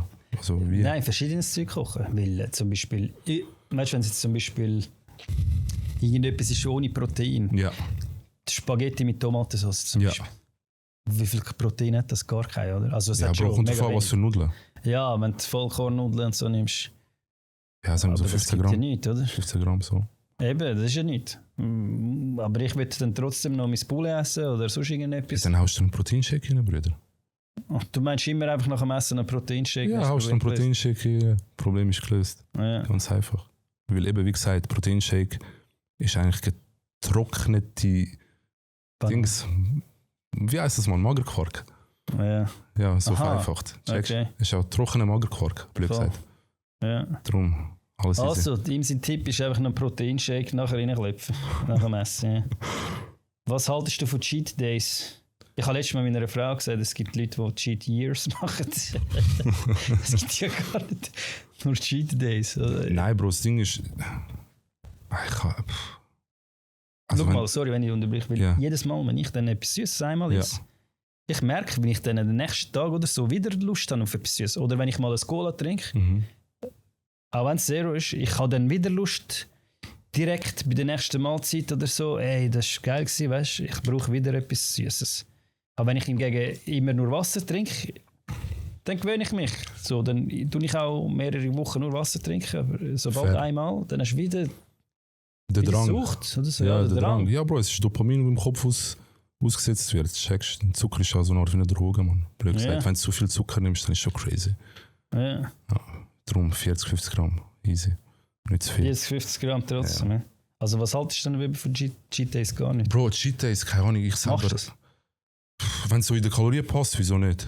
Aber so, dass ich jetzt extra mich überfressen kann, Bro, gar nicht, man. Ja. Gar nicht. Und eben mal ein Kebab oder so essen. Ja, man, Kebab in eine Pizza, alles Aber das ist easy. nicht das Cheat. Das ist ja wirklich nicht das Cheat Meal. checkst. Das Es ist ja, Day. bei Kebab ist halt wirklich nur die Soße so schlimm, checkst. Nimmst du ohne Soße. Soße, haben sie gesagt. Ja, meistens oder wenig Ja. Soße. Oder wenig Soße, ja. Ja, es ist super trocken, nicht? Ja, kommt Das drauf an, Beste ist so. wo es ist, oder? Zum Ja, Beispiel bei das uns in Winterthur Rosen-Kebab. Richtiger Baba-Kebab. Ist gut. Wo Ja, ist der? ja. Der ist im Rosenberg bei uns in Winterthur. Ah, ja, dort hat sich so ein Parkplatz, wo so. ja, oben voll. ist. Ja, ich Ja, weiß. plus minus. Okay. Welche Diät funktioniert deiner Meinung nach überhaupt nicht? Bro, Diäten funktioniert eigentlich immer. Checkst. Ja, aber es gibt so mega viel. Aber es ist so halt einfach nicht nachhaltig, Mann. Es gibt auch so Detox-Tees und so, das funktioniert definitiv nicht. Nicht? Nein, Okay. du kannst ja nicht so einen Tee trinken, Brüder. Und nachher Und gehst du nachher weg. haust du einen Mac rein und nachher... Aber Hauptsache hast du einen Detox. ja, voll, das ist wie 12 Cheeseburger, so eine Cola Light, checkst. Funktioniert nicht, Mann. Nein, also... Ja, kannst du nicht so per se sagen, Mann, checkst. Ja. Es ist aber so Detox-Sachen, absoluter Müll, finde ich so. Mhm. Aber was auf jeden Fall funktioniert, ist Kaloriendefizit, so, checkst. Das Voll, ja, funktioniert das ist immer. logisch, das ist Mathematik. Brüder, das ist Chemie, Brüder. Fakt auch. Physik, Mann, Physik. Frage ChatGPT sonst. Ja. Ja, früher ChatGPT, er lügt nie. Heutzutage musst du gar nicht mehr etwas behaupten. Sagst, ja, Bro, ja, jetzt musst du gar nicht mehr... diskutieren. Gang Ja, gar nicht Chat- diskutieren, ohne Witz. Also für die Leute, die nicht glauben, wegen Fett sind, dass es nicht gesund ist, Ja. gebt mal ein, ist Fett sein gesund? Und was sagt ChatGPT? Lassen wir mal 2 Sekunden. Was denkst du, was sagt er? ChatGPT wird sagen, nein, das ist nicht gut für deine Gesundheit. Eben und dann jetzt- gibt dir dann Fakten. Oder? Nachher Ja, gibt er dir die darum, Fakten. jetzt hört auf haten, könnt in ChatGPT schauen, ob Fetzi gesund ist. Und erst dann kommentieren. Danke. Ja, Oder? ja, Fair. safe. Und muss man ins Fitnessstudio, wenn man fett ist? Und wir müssen. Ja. Aber man muss gar nicht. Ja, also, wenn das Ziel ist, abnehmen. Ob man ins Gym sollte. Weil ich glaube, wenn man, je mehr Muskelmasse das man hat, die Muskelmasse tut ja Fett verbrennen, oder? Ja, also der Grundumsatz geht auf, das heisst, du brauchst mehr Kalorien für deinen Körper. Also der Körper verbraucht mehr Kalorien, wenn du mehr Muskeln hast. Ja. Checkst. Ja. Aber auch sonst das Gym an sich ist, glaube ich, für jeden gut, man. Checkst. Gell, wieso Der sollte das Körper, der Gym menschliche nicht Körper gut ist ja gemacht, um sich zu bewegen. sein? Ja. Nicht umsonst haben wir Muskeln am Körper. Aber es gibt sicher auch viele Frauen, ich habe gehört, die sagen, sie wollen nicht ins Gym, weil sie wollen nicht breit werden und so. Ich Weil sie haben probiere Angst, jetzt, dass sie nachher fette Bizeps also ich und so. probiere jetzt seit 7 Monaten breit werden und es hat nicht funktioniert. Also bei den Frauen macht euch keine Sorgen, geht einfach ins Gym. Es Eben, die einen funktioniert. denken, sie werden nachher zu muskulös und so, Nein, wenn sie ins Bro, Gym gar gehen. nicht, gar nicht, gar nicht. Ah. Schön wär's, wenn ich gehe ins Gym und Eben, ich kann seit 7 nachher Monaten wirst du und älter und nachher ist es sowieso schwieriger. Auch, ja. fix. Cardio oder Krafttraining zum Abnehmen, was ist besser? Wenn du jetzt musst, logisch ist das Beste ist beides, Aha. aber wenn du jetzt musst sagen Cardio oder Krafttraining. Also nur zum Abnehmen? Ja, nur zum Abnehmen. Nur zum Abnehmen Cardio-Bölzen. Cardio, wichtig. Einfach trockene Cardio, ja. Schwimmen, welches Cardio würdest du am besten finden? Schwimmen, Velo, Spazieren. Spazieren. Spazieren. Aber geht das schon unter Cardio? Ja, Ja, also weißt so du, leichtes Cardio. Aber leichtes Cardio. Das solltest du ja nicht übertreiben. Das Problem ist, die meisten Leute übertreiben, danach haben sie keinen Bock. Ich danach habe haben die einen Leute das Gefühl, sie gehen ein bisschen spazieren, nachher meinen sie, es so gemacht. Laufband, 1 Stunde, 5,5 Geschwindigkeit, Erhöhung auf 4% und gib ihm 1 Ja. Stunde lang. Dann kommt es gut. weil ich sehe mega viel, das ist auch etwas, was ich nicht check, was ich nicht Erzähl. verstehe. Ich mache zum Beispiel keinen Gym-Content, weil ich halt finde, ich sehe nicht so aus, dass ich jetzt... Bro, ich sehe auch nicht so aus, checkst Ja, aber ich meine, im Gym mich die ganze Zeit filmen bei den Übungen. Weißt du, ich meine, ich sehe dann eben manchmal so übergewichtige Frauen sind einmal im Gym und sie postet, als ob sie das größte, sie heißen sogar Gym Girl und so Scheiße. Und nachher sage ich, hä? Sie legen dann Leggings an, weißt du, okay, alles. Ja, fair. Aber tu doch nicht voll einen auf Influencer. Und das Gleiche auch bei den Typen, die Lauch sind, die sogar noch dünner sind als ich. Heisst irgendwie Gym Life und so, haben sie ihre Bro, finde ich nicht schlimm, sag dir ehrlich. Findest du nicht schlimm? Ich verstehe halt 0,0. nicht. Bro, checkst, auch selbst du hast irgendwo mal angefangen mit Social Media, oder? Genau. Fair. Ja, aber die meisten, die ziehen es gar nicht durch, oder die machen das schon so lange Aber weißt und du sie nicht. sehen immer noch genau gleich aus. Das Ding ist, vielleicht Ja, ziehen doch, es du nicht... kannst auf dem Profil schauen, wie lange Ja sie gut, aber vielleicht ziehen sie einfach nicht durch wegen so Kommentaren. Checkst, weil die Leute Wie ich sagen, jetzt gesagt habe, ja. zum Beispiel, ja. Ja, aber dann musst du ja mit so Kommentaren rechnen, wenn du es postest. Ich meine, Ja, ich schon, aber es sind weiss ja nicht alle wie das gleich, läuft. checkst, sind ja nicht Ja. alle gleich. Aber ich finde es gar nicht schlimm. Also irgendwo musst du anfangen, weißt du? Ja. Also, findest du es gut? Ich check's nicht, wenn sich Leute aufnehmen im Gym, Bro. Ich sag dir ehrlich. Wenn einer wirklich, er ist voll parat, oder wenn er wirklich fokussiert ist und es wird aber, er hat, wie du sagst, eben, man sieht dann auch, er tut Progress, voll reinsteigen und man sieht Progress, genau. Ja, voll. Dann finde ich es schon gut, aber bei den einen ist halt kein Progress da. Aber nachher geht es wieder 2 Monate nicht ins Gym, nachher tun sie einmal trainieren, tun sie gerade wieder ein Bild von sich posten. Bro, ist nicht schlimm, Mann. Hauptsache sie haben Freude. Hauptsache Ja. sie machen irgendetwas, checkst. Und Hauptsache sie filmen dich nicht. Oder? Ja, voll.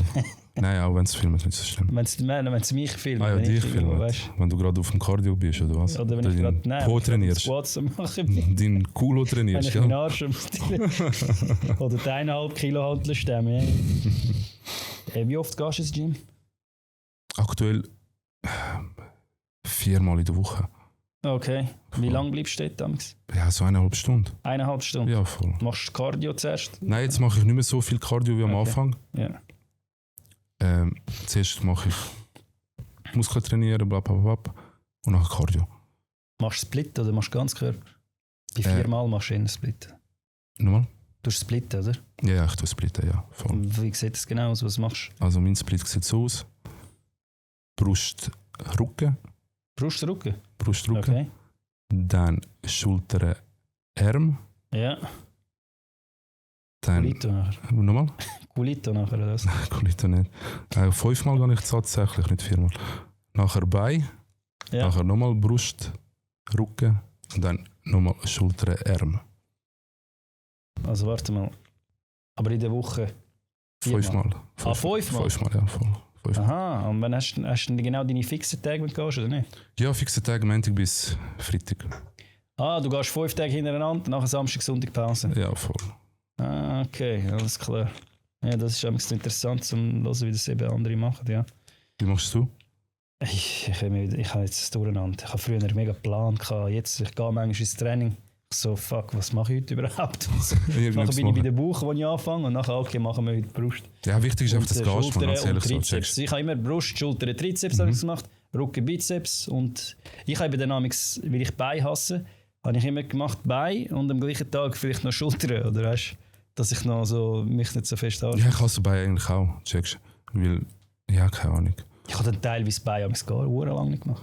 Ja, wenn du überlegst, Bein. auf der Tür steht auch nirgendwo bei, sondern einfach immer Push oder Pull. Checkst. Ja, ich weiss. Drum. Aber Bein ist wichtig, weil Bein ist ein grosser Muskel. eigentlich. Ja, fix. Ja, fix. Der Arsch, also ich ist trainierst du wichtig. Arsch? Arsch? Du musst jetzt Natürlich. zugeben, hä? Ein bisschen. Bisschen, welche die so auseinander, oder? Nein, die so. Wie ist das? Beipress. Ah, aber geht die auch in den Arsch? Ja, Kommt drauf an, das wie ist ja nicht gezielt Arsch, oder? Wenn du auseinander gehst mehr, oder? Nochmal? Also Beipress, wenn du so auseinander gehst. Wie machst du?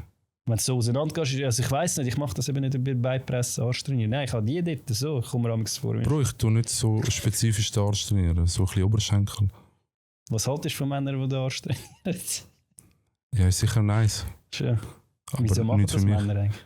Wieso? Ja. Bro, der Arsch gehört zum Körper, checkst du? Ja. Oder? Das habe ich schon gewusst. Aber ja, Frauen gehen teilweise die ganze Zeit den Arsch trainieren. Das ist Ja, nicht fair. weißt? Fair. Stell dir vor, ein Mann würde das immer machen. Wäre schon Ja gut, komisch. der Mann geht halt den Oberkörper trainieren, das ist ja Eben, unser Arsch. Ja, aber es wäre checkst eben mega komisch, wenn ein Mann die ganze Zeit den Arsch würde trainieren. Wieso komisch? Ja, keine Ahnung, Bro. Ich weiß ja nicht. Ja, es gibt ja Leute, Also wo... okay, probieren wir mal. Machen wir eine Challenge. Es gibt ja Leute, die gerne Arsch haben. Männer erst. Männer Arsch. Ja, okay, gibt's. Oder? Beat. Ich kann mich kochen, weißt du? Ich habe in einer Schule kochen, oder? Ja. Peach.ch, bringen ein. Werbung eingebaut. Voll. Bombe. Oh, jetzt kommt mein Lieblingsthema. Also, jetzt kommen wir zu Body Positivity. Ja.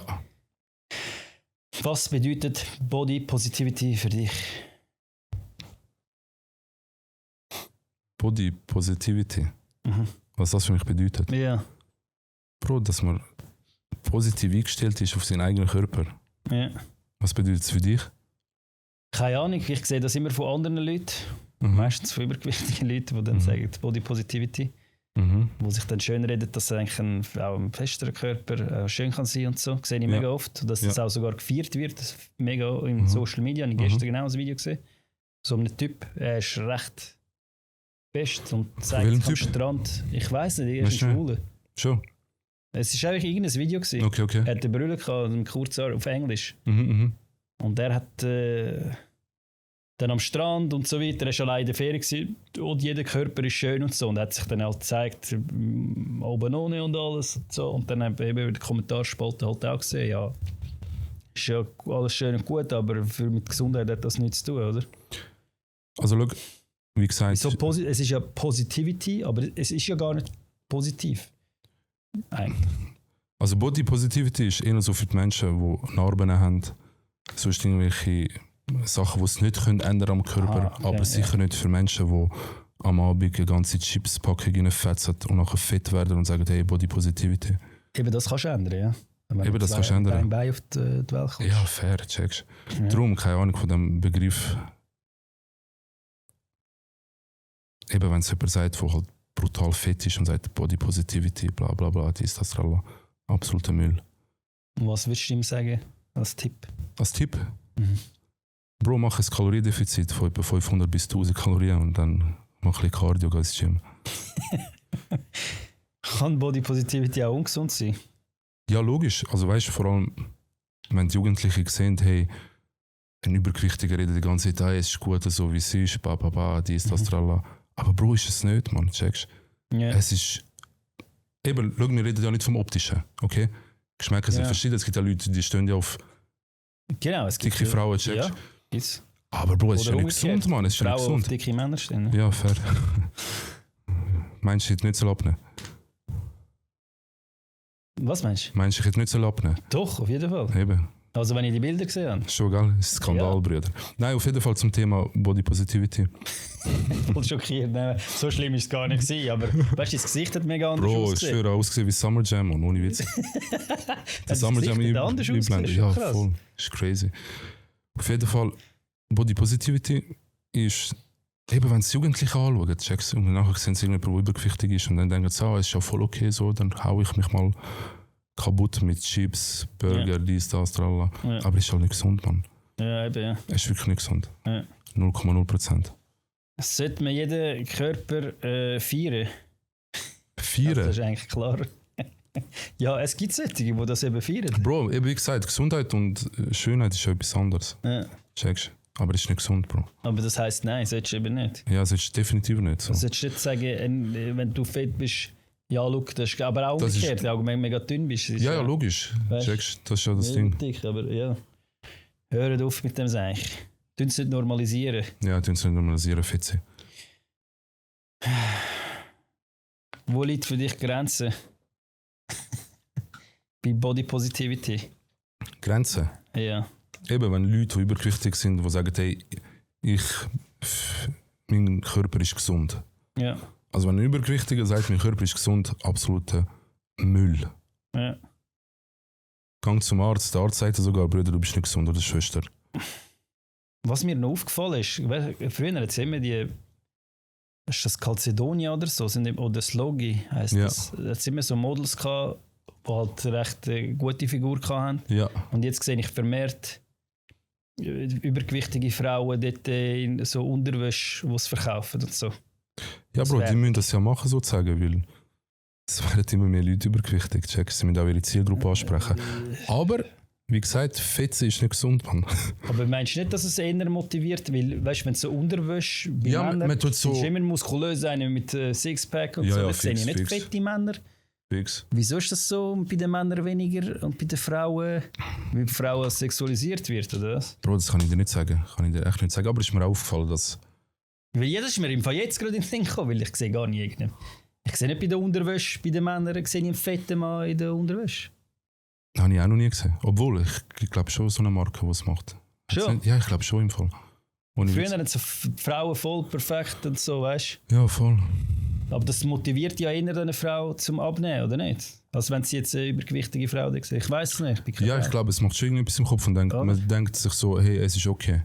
Checkst Aber jetzt sagt man so, ja, es ist okay, dass du dick bist. Eben, ja, das ist das Ding. Man sagt, es ist okay, dass du dick... Das ist ja eigentlich schlecht. Sehr schlecht. Check's nicht. Es ist sehr, sehr schlecht. Und was haltest du eben, das haben wir ja vorher schon gehabt, Was? wenn einer eben sagt, es ist ein Curvy-Model. Bro, sie soll ein Curvy-Model sein. Aber sie soll nicht sagen, ihr Körper ist gesund. Ich habe irgendeinen gesehen, so eine fette, die einen Podcast macht. Und der eine hat ihr gesagt, du bist fett, hast du das auch schon gesehen? Ah ja, habe ich gesehen, Und ja. sie hat gesagt, nein, ich bin sicher nicht fett, ich bin curvy und so. Hm. Ja, habe ich auch gesehen, aber Bro, das Ding ist, der Ist Typ sie hat... curvy für dich? Bro, sie ist fett. Aber Leute haten ihn, wo eigentlich ihr das gesagt hat, nicht um sie zu beleidigen, sehr wahrscheinlich, sondern damit sie etwas unternimmt für ihre Gesundheit. Oder? Schau, ich sage mal so.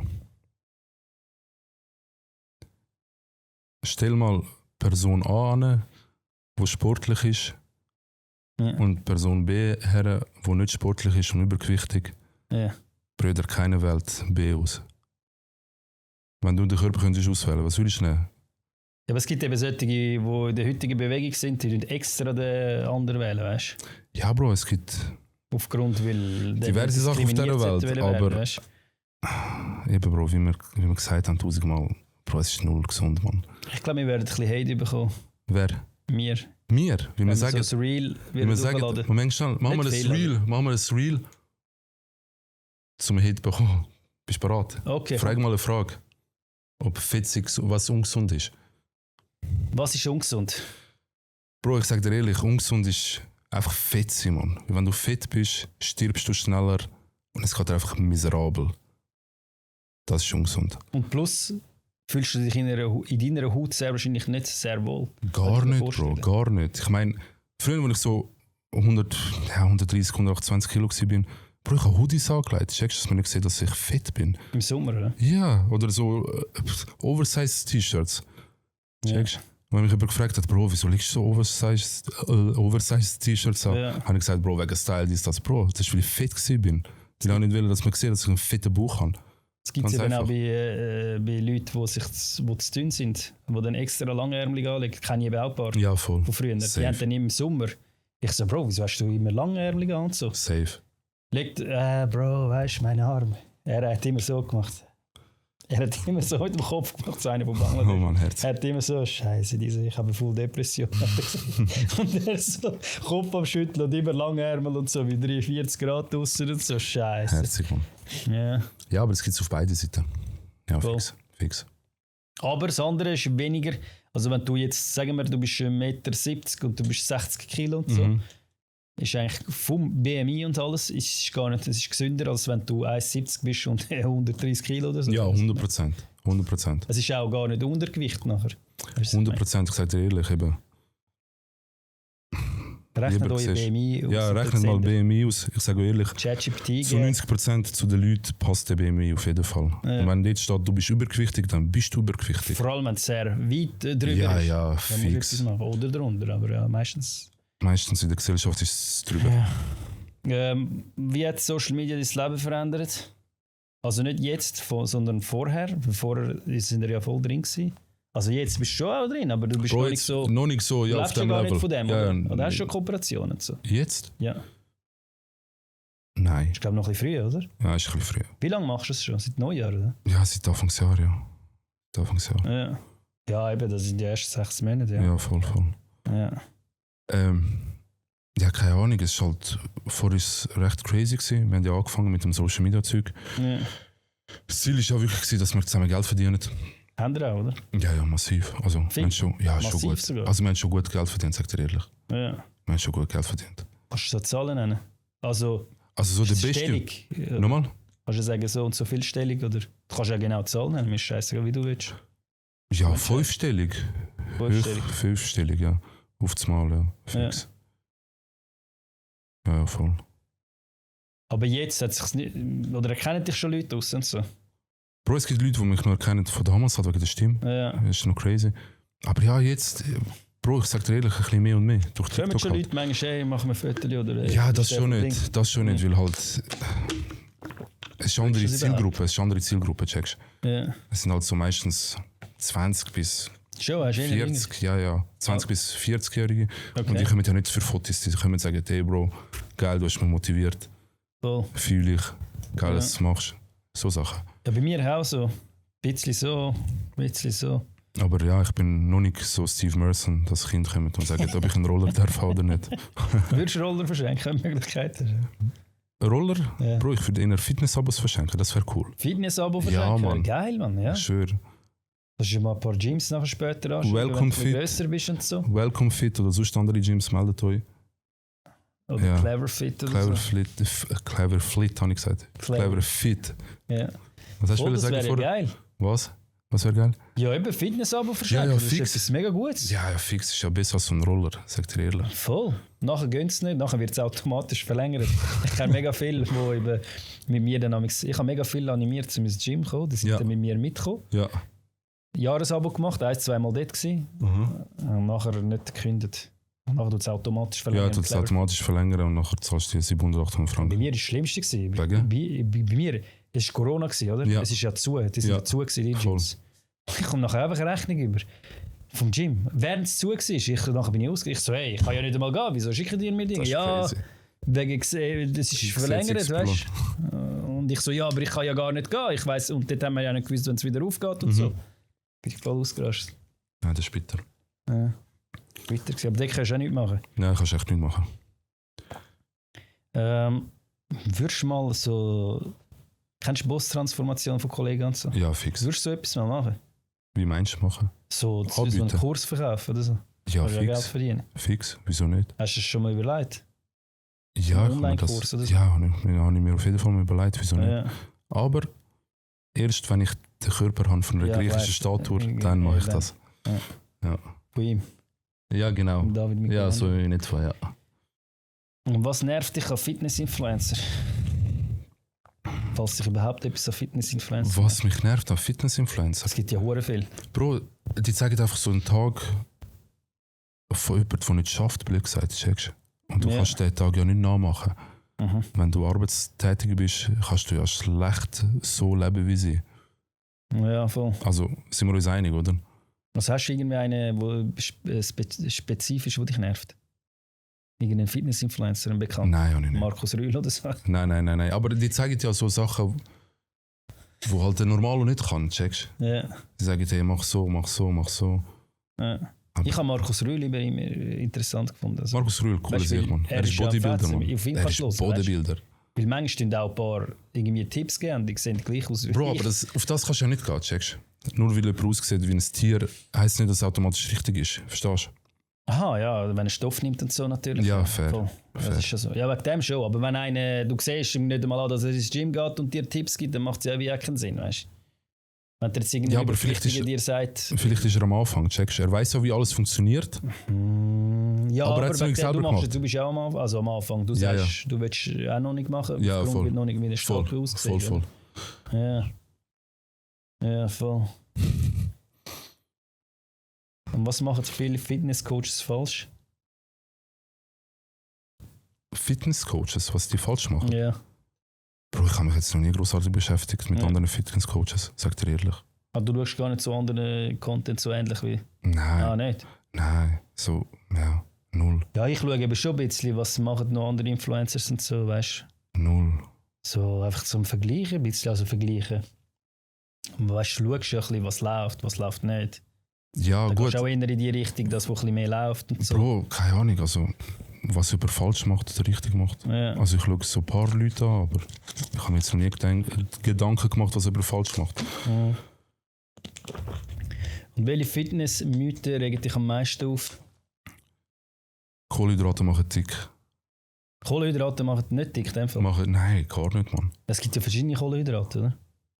Ja, aber Kohlenhydrate machen dich trotzdem nicht dick.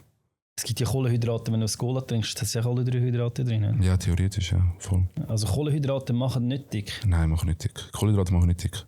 Aber wenn ich jetzt zum Beispiel stark übergewichtig bin, macht es aber Sinn, auf Kohlenhydrate zu verzichten, oder? Auch nicht. Auch nicht. Auch nicht. Ich kenne einen, der hat zum Beispiel nachher nur noch, es war ein Albaner, der es geschafft hat, Er hat keine der Kohlenhydrate hat gegessen. nachher wirklich nur noch Poulet mit Salat, immer. Der hat es voll übertrieben, Brot weggelassen und alles und er hat dann wirklich abgenommen. Ja, also du nimmst ab auf jeden Fall. Aber du nimmst auch ab, wenn du Kohlenhydrate isst und auf Kalorien schaust. Ja, aha, Schau. ja, okay, die Menge macht das... Ja, wie die sagt man? Menge macht das Gift oder so. Genau, ja. Ja, voll. Voll. Top integriert. Also, essen Kohlenhydrate trotzdem, aber nicht...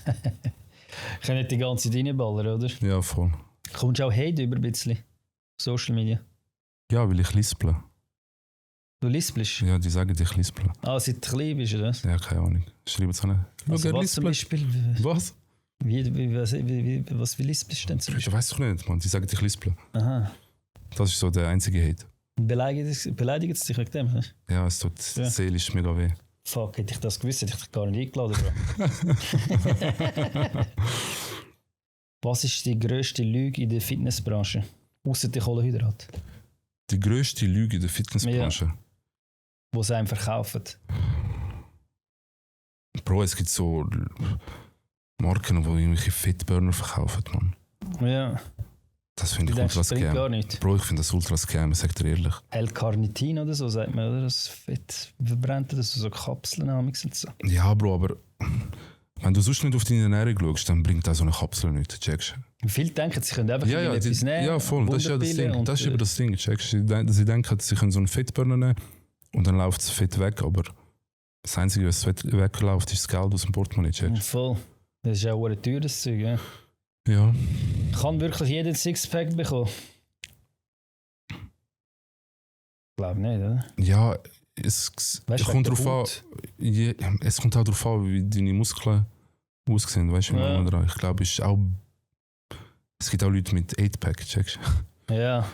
Aber ich glaube mal so, dass jeder ein Sixpack könnte bekommen, wo einer möchte. Ja. So mein Ziel ist Schon. auch, ein crazy Sixpack haben, wie Ja. die Statue da. Wie die Statue leider, ja. Sieht nicht mehr so aus wie die Statue. Ja. Ja. Warte, was haben wir da? Also, welche Nahrungsergänzungsmittel sind ein Muss Mhm. und welche einfach voll überbewertet? Also es muss auf jeden Fall ein gutes Protein, Ja. dann Kreatin. Also meinst du, es langt nicht, wenn man Protein aufnimmt, nur durch eine Ernährung? Doch, Als aber es macht es halt ein bisschen einfacher. Ja. Ist auch ein bisschen günstiger. Ja. Vielleicht hast du auch keinen welches? Kommt drauf an, du hast auch keinen Bock immer etwas kochen, oder? Da sind wir uns einig. Voll. Ja, schießt mir an. Ja, voll. Dann tätschst du dir am Morgen einen Proteinshake rein, dann ist alles super. Ja. Dann Kreatin. Unbedingt, ja. Ja, Kreatin finde ich, sollte eigentlich jeder nehmen. Warum? Wie meinst du, warum? Warum sollte jeder Kreatin nehmen? Ja, Bro, das macht dir mehr Kraft, mehr Ausdauer sozusagen. Der Muskel hat mehr Ausdauer. Mhm. Plus, deinem Kopf tut es auch gut. Fürs Gehirn ist es gut. Fürs Hirn? Ja, fürs Hirn ist es wirklich gut. Kreatin. Omega-3 ist doch gut fürs Hirn, auch, nicht? Ja, aber Kreatin auch. Schon, ja, Ja, dann muss voll. ich vielleicht ein bisschen nehmen. Aber es speichert ja Wasser. Viele sagen, du wirst dann aufgeschwemmt und so. im Gesicht, ja. Das sagen sie ja, aber das ist auch so ein Mythos. Ja. Also Kreatin zieht eigentlich Wasser in die Muskeln. Ja. Der Muskel wird praller Mhm. und nicht in die Haut. Das ist so, Ja, okay. so ein Mythos. Nicht ins Gesicht und so. Ja, voll nicht Ja. ins Gesicht. Dann Ja, Omega-3. Ja. Omega-3. Was hast du sagen? Auch es muss. Nein, ich wollte sagen, mein Friseur, so ein Syrer, er hat einem Haar geschnitten letztes Mal so einem Serbe, so, hey, dein Gesicht, deine Kreatin. Also, was hast du gemacht mit deinem Gesicht? Und er hat nachher voll die Komplexe bekommen. Oh Mann, da arme Seele. Also, wieso, was? Er so, es ist voll aufgeschwemmt. Er hat sicher, ich bin eine halbe Stunde am Haarschneiden gewesen, die ganze halbe Stunde ist bei denen um das. Er ist Crazy. nebendran. Crazy. Aber das kann in dem Fall gar nicht Nein, sein. kann nicht sein. Nein, kann wirklich nicht sein. Also, was ist mit meinem Gesicht? Und so. Wegen Kreatin. Er am Schauen, weißt du? Und er hat gesagt, er sei voll schwul im Gesicht. Der arme Seele, Mann. Nein, auf jeden Fall Omega-3. Ja. Dann D3K2. Was ist das? K2? Ja, Das kenne ich gar nicht. also Vitamin D3.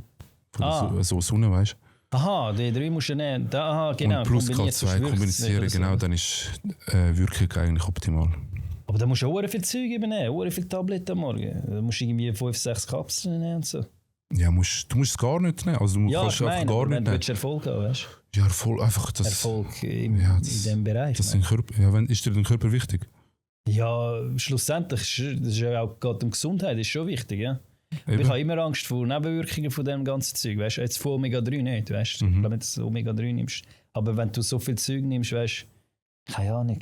Bro, du stirbst sogar von Wasser, wenn du zu viel trinkst. Das weißt du, oder? Ja, das weiss ich. Eben. Aber ich trinke nicht zu viel Wasser. Ich trinke eher zu viel. Nein, da musst du dir keine Sorgen machen. Das Ja. funktioniert alles tiptop. Ja. Okay. Und was findest du, welches Nahrungsergänzungsmittel ist einfach Einfach ist etwas. Scam? Oder einfach etwas? Bro, einfach so Fettburner, mal einfach etwas, Mann. Fettburner. Ja, einfach etwas, Mann. Ich sag dir ehrlich. Ja.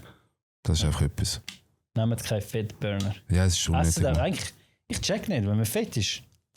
Iss einfach nicht, Alter. Ist weniger. Ja, oder iss einfach, lass Mittag oder zur Nacht aus. Also wenn du fett bist und sagst, ich nehme nicht ab, Bro, dann Das ist isst du einfach immer noch zu viel. Checkst Das, weißt, für mich, wenn ich schlank bin und so, nicht immer mega Hunger habe, für mich wäre es kein Problem, abnehmen. Ja. Kein Problem. Auch zunehmen wäre für mich eigentlich kein Problem. Weil ich könnte, wenn ich die ganze Zeit Müll würde fressen, aber ich meine, Muskelmasse zunehmen und zunehmen sind voll zwei verschiedene Ja, sind zwei Paar verschiedene Schuhe. Sachen, genau. Das checken eben irgendwie viel nicht. Weil ich sehe viele, die ins Gym gehen, die dann wenn zunehmen und die ballern einfach alles rein, weißt du. Kannst ja White Gainer und so trinken, das ist Ja. ja keine Scheiße, oder? Ja, das ist schon Ja. semi-optimal. Bier eigentlich, oder? Bierweich, ja, so nicht wahr. Okay, was haben wir da noch? Also, wie lange sind wir schon da? 14:44, easy. Kann man gesund dick sein? Nochmal bitte. Kann man gesund dick sein? Also dick sein und gesund. Dick sein und gesund? Ja. Gibt's nicht? Nein. Okay. Viele denken das über. Nein, das funktioniert nicht. Also du bist nicht. kein Arzt? Schlussendlich könnt ihr ChatGPT fragen. ChatGPT, schreibe den ChatGPT rein. Kann man gesund und fett sein? Ja. Geht nicht. Deiner Meinung nach geht nicht. Nein, das geht nicht. Du kannst nicht gesund sein und fett sein. Ja. Das geht gar nicht. Okay. Bringen den heim und nehmen ab. Ja. Nehmt den auf Finger fett aus dem sein. Arsch. Oder Also. aus der Chips-Packung. Ja. Warte mal, wir haben Zuschauerfragen. Ja. Community-Fragen. Zuschauerfragen. Voll. Mhm. Recht viel bei dir. Am meisten habe ich bis jetzt beim Brian Keller gehabt. Nur Ja. das Problem war, er ist gar nicht da. Er ist gar nicht da. Geil. Ich habe 2-mal Fragesticker gemacht und dann ist er einfach nicht gekommen. Geil. Was ist deine Meinung zu Dirty Bulk? Was ist das? Dirty Bulk ist, wenn einfach... Dirty Bulk. Bulk, ja. Ist, wenn einfach Sachen reinstopfst. Mhm. Und halt Muskeln möchtest aufbauen. Also das ist eigentlich so Massephase. Ja, extrem. Massephase. Ja, voll, extrem. Plus. Auch alles kannst du reinhauen. Bro, du isst alles. Es ist alles. Nüsse, dies, das, Joghurt, Puddings, Mac, alles. Was ich von dem halte? Eigentlich nicht viel, Mann. Ja. Keine Ahnung. Wenn jemand mega dünn ist und das macht, also wenn jemand jetzt auf 1,70 irgendwie 50 Kilo ist oder so, stark untergewichtig. Bro, lieber machst du es schön langsam und nachhaltig. Checkst, statt dass da alles in Fett ist, was geht. Kommt auf jeden Fall nie gut, checkst.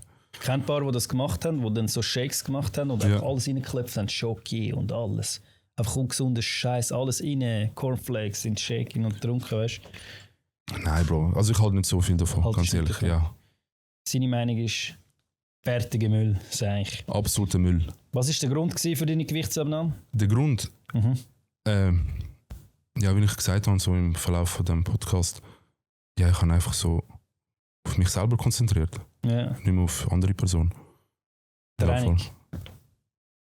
Ja, kannst du so sagen, ja, Ausser das war gerade ein Zufall, der Zeitpunkt war eigentlich dort. Oder? Ja, der Zeitpunkt ist stetig, aber ich habe vorher dann so angefangen, ein bisschen Porridge zu essen, dies, das, tralla. Ah, okay. Aber das ist dann nachher so, du hast einfach völlig Zeit, Brüder, du konzentrierst dich nicht mehr auf die Person, du machst nicht mehr Sachen für die Person, du machst Sachen für dich selber. Ja. Dann nimmst du ab, konzentrierst dich auf dich, gehst ins Gym, machst Zeug, pam. Ja. Gute Frage. Wie Bauchfett weg? Nur Bauchfett? Das Ding ist, du kannst nicht nur am Bauch abnehmen. Also du kannst nicht sagen, nein, du kannst nicht sagen, ich möchte jetzt am Bauch abnehmen. Du musst einfach abnehmen und dann mit der Zeit geht es weg beim Bauch. Weil viele denken, sie machen so irgendwie Crunches und so, ja, voll. Sit-Ups und es bringt es. Ja, es bringt halt wirklich Es nichts. geht ja nicht, das ist ja der Muskel unten, der dann sollte eigentlich durchdrücken durchs Fett. Voll. Das Fett bleibt ja trotzdem dort. Voll. Ja. Also wirklich auf Ernährung schauen und dann kommt es gut. Okay. Vielleicht will die sehr bekannte Influencerin gar nicht mit ihm in Verbindung gebracht werden. Das hat nicht sie geschrieben. Kann natürlich sein. Ja, Kann eben natürlich darum sein. ist sie ja gar nicht erwähnt worden. Genau. Man weiß eigentlich, es ist nicht erwähnt worden. Ja. Und sie darf natürlich auch da noch. Machen wir einen 3-Jahr-Podcast. Würdest du mit ihr da einen Podcast gehen? 100% ja. Ohne Scheiß. Ohne Scheiß. Würde sie das nicht? Keine Ahnung. Aber wäre sicher interessant. Das wäre mega interessant. Das wäre mega interessant. Auf respektvolle Ebene. und so. Natürlich. Du hast ja nie, ich habe dich auch privat, du hast nie ein schlechtes Wort geredet. Mir. Sonst können wir auch reden über Dings, wie heisst es, über Ernährung und sonst andere Zeug. Das ist Aha. sicher cool. Ja. Bringen heim. Oder über Content-Ideen. Ja. Ja, mich würde es interessieren, wie sie Videos vorgeschnitten hat. Aha. Ja, Wie schneidet sie es denn jetzt? keine Ahnung. Ich habe im Fall auch keine Ahnung, ich sage dir ehrlich, ich habe am Anfang keine Ahnung von Videos schneiden. Bro, es ist ein Ich habe Pain jetzt auch noch gewesen. nicht so gut, aber ich check's schon. Bro, ich mach's am Handy. CapCut mach ich. CapCut ist der wahre Shit. Aber ich kann es nur am Handy, am PC Ja, checken. ich habe damals einen Laptop gekauft, um am Ich PC auch. schneiden, aber nachher habe ich gedacht, boah, gar keinen Bock. Eben, Dann ich habe habe es es am nämlich Handy am Laptop dann gemacht. gemacht. Fix. Weißt du, das sieht so aus, wie wenn du am Arbeiten bist, am Laptop irgendwo in der Ferien. Fix. Nachher ich so, hör auf, man, am Handy geht es viel einfacher. Ja, 100%. Ja. Sagst ihm ganz liebe Grüße von mir. Er hat mich dazu gebracht, Videos zu machen. LG Doni G. Doni. Tony G. Geiles Ja, Sieg. den habe ich auch schon gesehen. So ein Chippy, glaube ich, der Videos Ja, macht. der Bruder ist jeden Tag am Rennen, 10 Kilometer, Mann. Schon, er ist Ohne jeden Tag Witz. 10 Kilometer. Der muss, Er rennt wenn du jeden willst, Tag kommst du bei mir im 10. Podcast. 10 Kilometer, Mann. Hm. Crazy Also ich Typ. glaube, er ist Albaner, gell? Ich bin Ja, jetzt voll, er ist aber, Albaner. Safe Albaner. Also ich sage ehrlich, wenn er so weitermacht, ist er der nächste Adas Sachi von der Schweiz. Ja. Mann. Ja, 100%. Er rennt jeden Tag 10 Kilometer. Jeden Tag 10 Kilometer bis er 10'000 Follower hat auf Instagram. Ah, was? Ja, Ah, voll. krass. Voll. Ja, ist auch schon bei mir gekommen im Feed, aber Ja. ich glaube, ich folge ihm gar noch nicht. Nachher folge ich ihm, Cooler Typ. wenn ich es nicht vergesse. Was war das Schwierigste gewesen auf seinem Weg bei der Abnahme? Also beim Abnehmen. Das Schwierigste war einfach machen. So der innere... Das war das Schwierigste gewesen. Ja, den innere Sauhund überwinden, Mann. Aha. Checkst Der Birrenweich sein. Ja, der birrenweiche Sauhund überwinden. Das war so das Schwierigste gewesen. Einfach machen. einfach Wie hast du machen, denn den überwunden? Bro, einfach machen, Mann. Ja, aber wieso hast du nicht vorher einfach gemacht? Bro, weil ich nicht wirklich Lust hatte nachher. Checkst Gell, du? du bist musst nachher wie- wie ausgelutscht gewesen. Ich meine, das Video geschnitten, hast Konzept geschaut, hast das Video aufgenommen. Aber nachher bist du wie ausgesucht gewesen, Ich checkst glaube, du musst es auch wählen, aber mega fest. Ja, Das fair. Gleiche ist beim Rauchen.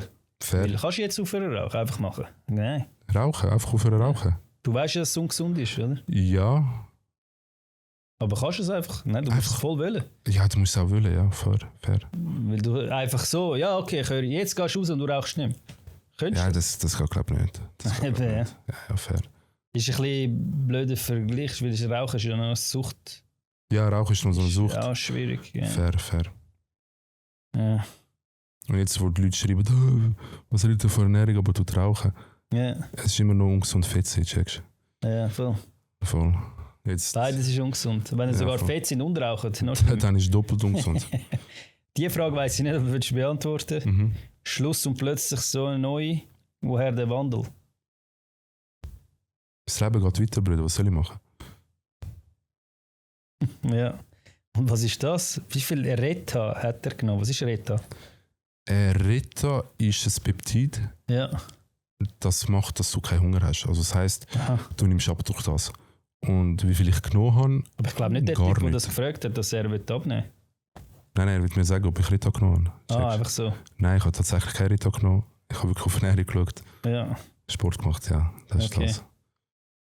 Würdest du es auch niemals nehmen? Also, es ist Also wenn ich es würde nehmen. nehmen, Reta, ich würde es euch sagen, auf jeden Fall. Also, Ja.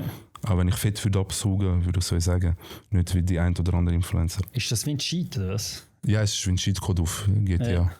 Voll Infinity Money mäßig. Einfach. Ja, da hat jemand noch lange. Für die Frauen 1600 Kilokalorien pro Tag, zweimal in der Woche OK und zweimal in der Woche UK. Was ist das? OK und zweimal in der Woche UK pro Tag 5000 Schritt Optimierungen. OK, Was ist das? Oberkörper, Unterkörper. Oberkörper, Unterkörper. Ja, Aha. voll. Also sie sagt 1600 Kalorien pro Tag, Mhm. zweimal in der Woche Oberkörper, Ja. zweimal in der Woche Unterkörper Ja, pro Tag und eben 5000 Schritt. Also wenn ich bin Lauch und so, aber ich würde jetzt sagen 10.000 Schritte würde ich optimieren. ja, das Ding ist, wir wissen ja Minimum nicht für mal, jeden Mensch auf der Welt. Oder? wir wissen ja nicht mal, wie groß die Person ist oder wie schwer die ist. Also du kannst Ja, ja nicht das ist einfach so noch sagen, schwierig, checkst. Das stimmt. Also ich sage mal so, ich weiß nicht. Sie sollen mal sonst mich anschreiben auf Instagram. Aber 1600 Kalorien ist nicht so viel, oder? Ja, es kommt drauf an, wenn die Person jetzt 1,60 groß ist, dann Mhm. ist ganz okay. Ja, Frauen sind ja eher Ja, 1,60, in 1,70. der Regel, es gibt viele, die ja, über 1,80 sind, aber ich meine, ich weiß, ich sehe ihn jetzt nicht, ich sehe gar nicht, ja, es ist eine Frau, sie sieht jetzt nicht so groß aus. Ja. Aber so grundsätzlich, so zweimal Oberkörper, zweimal Ja, ist top.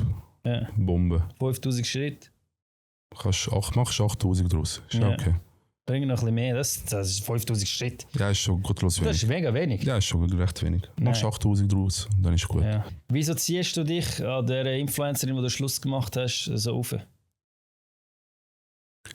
Es ist ein gemeinsames Projekt gewesen. Also weißt du, ich meine, ich kann mich Ja. aufziehen, was ich will. Also er hat ja da eigentlich mitgewirkt. Ja, also checkst. Eben, du hast die ganzen Videos geschnitten. Ja, also alle Videos habe ich geschnitten.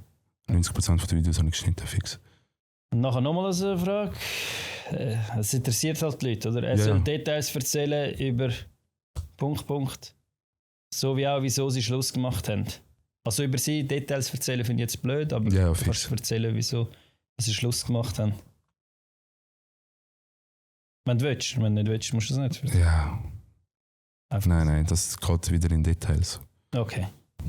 Ist gut. Also auseinandergeklebt, kann man so sagen. Ah nein, du hast ja vorher erzählt, dass es einfach nicht im Date war. Vielleicht Es war einfach nicht im Date, was wollt ihr machen? Was soll ich machen? Es war einfach nicht im Date, sie hat keine Lust mehr gehabt, schönen Abend.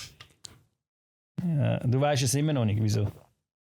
Oder hat sie es dir nachher erklärt? Die haben sicher noch Kontakt. Ja, wir haben Kontakt gehabt, aber ja, es ist mal so, checkst du. Weißt du, was ich meine? Also aber nie eine Erklärung bekommen? Eine richtige, normale Erklärung nicht, nein. Okay. Also von Also bis Angesicht jetzt zu Angesicht. Ja, voll. Okay. Aber ja, das klären wir jetzt anders. Okay. Leider. Ja. Oder wir können es da gerne im Podcast Oder da im Kann Podcast. ich noch die 5 Klicks absteppen. Nein, aber ich glaube, anstatt mich interessiert das eher die Leute, können von mir aus auch in einen anderen Podcast das erklären. Denkst du, das würden die Leute schauen? Ja, Bro, egal wer. Das Zeug interessiert jeden. Ja? Ja, wenn irgendjemand, ja, wenn jemand mit jemandem einen Konflikt hat, so im Podcast, ich sehe das in Fair. Deutschland läuft das ja mega gut. Ja, fair. Die Manuelsen mit den anderen da, weißt, die treffen sich beim Arafat am Tisch da. Ja. So Leute, die es nicht gut haben und so. Und Ja. aber, ja. Wer ist der beste Food-Content Creator für dich in der Schweiz? Der beste Food Content Creator. Ja. Kann ich auch mehrere sagen? Ja. Also auf jeden Fall der Bruder, der mir angefangen hat abzunehmen, Kemal. Ja. 40 Kemal heisst er auf, 40 Kemal heisst. ja, heisst er auf TikTok. Okay. Dann der andere Bruder, Ergin Fat Kitchen. Fat Kitchen. Ja. Fat Kitchen. Ja, gut, ja. Sehr, sehr ein guter Food Kannst Content gerne einmal zu mir kommen. Merci vielmals melden. Dankeschön. Und sonst kann ich dir keine andere nennen. Aber er heisst Fat Kitchen. Fat Kitchen. Fette Küche. Fette Küche, er macht Ist er fett gutes Ich weiss Essen, nicht, ich Mann. habe ihn auch schon getroffen, ist ein geiler Sieg. Er macht fett gutes Essen, Mann, sag dir Ich ehrlich. sehe nicht, ob er fett ist. Aber er macht brutal sein. Er muss Er schon macht fett krasses Essen. werden. Er macht krasses Essen. Ja, er macht krasses Er Essen. macht wirklich krasses Essen. Ich habe glaube mal angeschrieben, dass er mit mir kommt kochen. Ich kann sein, dass der Chat immer noch offen ist. Sorry, weil ich es nicht zurückgeschrieben habe. Es geht manchmal unter, aber alle Content Creators kennen es. Meinung zu Ozempic? Meinung zu Ozempic? Ja. Eben, per se nicht schlecht. Wenn du auf Ernährung schaust, Ozempic nimmst, ist ein gutes Hilfsmittel. Wenn du nicht auf Ernährung schaust und einfach nur Ozempic-Baller ist, verbrennst du Muskeln sowie auch Fett. Und wenn es nachher abgesetzt ist, hast du keine Ahnung von Ernährung und nimmst wieder zu. Das dann. Währenddem musst du dich informieren über Ernährung. Ja. Ja, fix. Heute kannst du ja YouTube-Videos schauen. Ja, TikTok YouTube, kannst du- ja. ChatGPT, weißt du, ich meine, Ich alles informiere geht. mich immer YouTube. Ich weiß nicht, bei mir ist immer YouTube. YouTube, gell? Ich weiß auch nicht, ja. Wenn ich irgendwelche Sachen über Finanzen und so schaue, ich halt viel und so. Das schaue ich immer auf Schon. YouTube. Ja, voll. Ja, YouTube ist schon Ja. nice. Sogar mehr als Wie die kurzen Videos machen, glaube ich, so Bier kaputt nicht. Voll. Ich höre auch im Gym und so, dass ich so Sachen über Bitcoin oder so manchmal. Wirklich? Anstatt Sound, ja. Bist du voll drin? Ja, voll nicht, aber schon recht, ja. Ja, okay. Schon recht drin. So. Hast du Kryptos? Bro, ich habe mal gehabt, ja. Was Litecoin. hast du? Litecoin ist Litecoin habe ich damals gehabt, ETHs ja. und Bitcoin. Wann hast du das gehabt? Bro, lass mich nicht lügen. 18, Ah, 19. fuck. Und jetzt nicht mehr? Nein, jetzt nicht. Hast du viele Ethereums gehabt? Bro, ein paar, ja. Fuck, und wie viel wann hast du es verkauft? Bro, kannst du nicht sagen, ohne Witz. Aber Bitcoins habe ich Weil 7 Ethereum ist Stück. ja 4,5. 7 Stück habe ich gehabt, Bitcoins. Was? Ja, 7 Bitcoins. Was, du hast 7 Bitcoins 7 gehabt? Bitcoins habe ich gehabt, ja. Was? Wann hast du die gekauft? Vor 2018, oder? Das 2018? 16, so. Mago PK hat jemand gefragt. Ich? Ja. Nein, ich habe keinen Mago PK, nein. Kein Mago P. Nein. Aber wahrscheinlich jetzt dann bald ein bisschen Was vorige haltest du? Haut. Was? Wahrscheinlich ein bisschen vorige Haut jetzt da. Wegen Hast du vorige Haut? ja, ich glaube schon ein bisschen, ja. Ja, aber du bist ja nicht so, du hast nicht einen riesen Bro, Ranzen gehabt. doch, Bro, ich habe wirklich einen guten Ranzen gehabt, sag dir ehrlich. Schon? Siehst du auch da auf dem Foto? Ja, schon, aber also Bro. nicht ein mega Ranzen eigentlich. Also, weißt du, die einen haben einen riesen Ja, ja, Ranzen. klar. Aber ich habe langen Ranzen gehabt. Ja. Dann hat sich die Haut schon ein bisschen ausgeleiert. Ja, und das würdest du wegmachen? Ach, keine Ahnung, ich schaue es mal an, eben, wenn ich so aussehe wie die Statue, ob Ja. es stört oder nicht. Aber ich glaube, einer der meint das Magenband. Nein, das habe ich nicht gehabt. Nein. Was haltest du von dem? Das verstehe ich nicht. Bro, das verstehe ich wirklich nicht, weil, weißt du, musst einen Eingriff machen in deinen Körper, anstatt dass du einfach die Finger aus dem Arsch nimmst, Bro. Bro, schau, ich sage dir ehrlich, wenn du so krankhaft übergewichtig bist, sagen wir so, wie in Amerika, so die 200 Kilo. 500 Kilo. Ja, fair. Ja. Bro, dann tätschst du ihm so einen rein. Ja, dann, okay, ja. dann tätschst du ihm so einen rein. Aber nicht, wenn du 150 Kilo bist oder so. Nein, dann reiss dich ein bisschen zusammen. Beschäftige dich ein bisschen mit der Ernährung. Geh ein bisschen ins Gym. Ja, der grüne Sebach hätte ja das müssen machen, dann ist er ja leider gestorben. Rest in peace, man. Ja, er hätte das sollen machen, bevor es passiert ist. Oder hätte er ein Magen-Dings haben. Rest in peace, der Brüder. Und, ja, das hätte ich habe ihm auch gesagt. Ich so, Bro, mach das nicht, ich will das niemals, nimm doch einfach ab, Alter. Geh ins Gym, schau auf Ernährung. Weißt du, das ist ein Eingriff. Ja, das ist so. Das ist riskant. Ich würde auch nie einen Eingriff machen, um ein Fetzen zu sein oder so, weißt du? Ja. Nein, also ganz ehrlich, halte nicht so wirklich viel davon. Dann lieber Ozempic. Oder einfach so, wie es du gemacht hast. Ja, so wie ich es gemacht habe. Oder wenn es dir halt wirklich schwer fällt, dann Ozempic. Ganz einfach. Ja. So viel war er vorher gar nicht gewesen. Was so? Er sagt, du bist gar nicht so fett gewesen. Der hat es ja wahrscheinlich in der Insta-Story gesehen. Ja, wahrscheinlich. Also, und du bist auf dem Bild seiner Meinung nach gar nicht so fett gewesen. Ja, ist seine Meinung. Ich küsse seine Augen. Aber doch, ich bin schon korpulent fett gewesen. Ja, also vor allem im Gesicht. Irgendwie. Ja, das Gesicht war crazy gewesen, wie ein Hamster, Mann. Ein ganz anderer Mensch. Ja, der Mensch ist irgendwie... also im Auto habe ich wirklich zuerst gemeint, sage ich KI. Ah nein, das war in Türkei damals. Ich habe wirklich gemeint, das ist, weißt du, KI kannst du fair machen. So. Ich glaube, es haben sogar 1-2 kommentiert, kann das sein? Oder ich bin kommentiert. Wahrscheinlich du hast kommentiert. Ja, ich habe wirklich gemeint, ja Bro, das wär's gewesen. Hast du noch irgendwie einen Abschlusssatz oder etwas, was du auf den Weg geben? Der Junge ist nur für den übergewichtigen Menschen draus.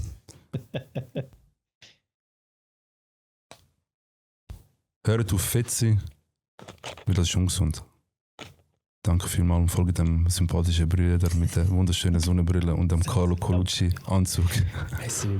Genau, liket den Beitrag, schreibe in die Kommentare rein, wer als nächstes kommen soll oder mit wem er wieder mal da könnte hocken in der Runde, mit einem anderen noch, mit einer anderen Person. Das ist immer interessant. Bringen den heim, schönen Abend.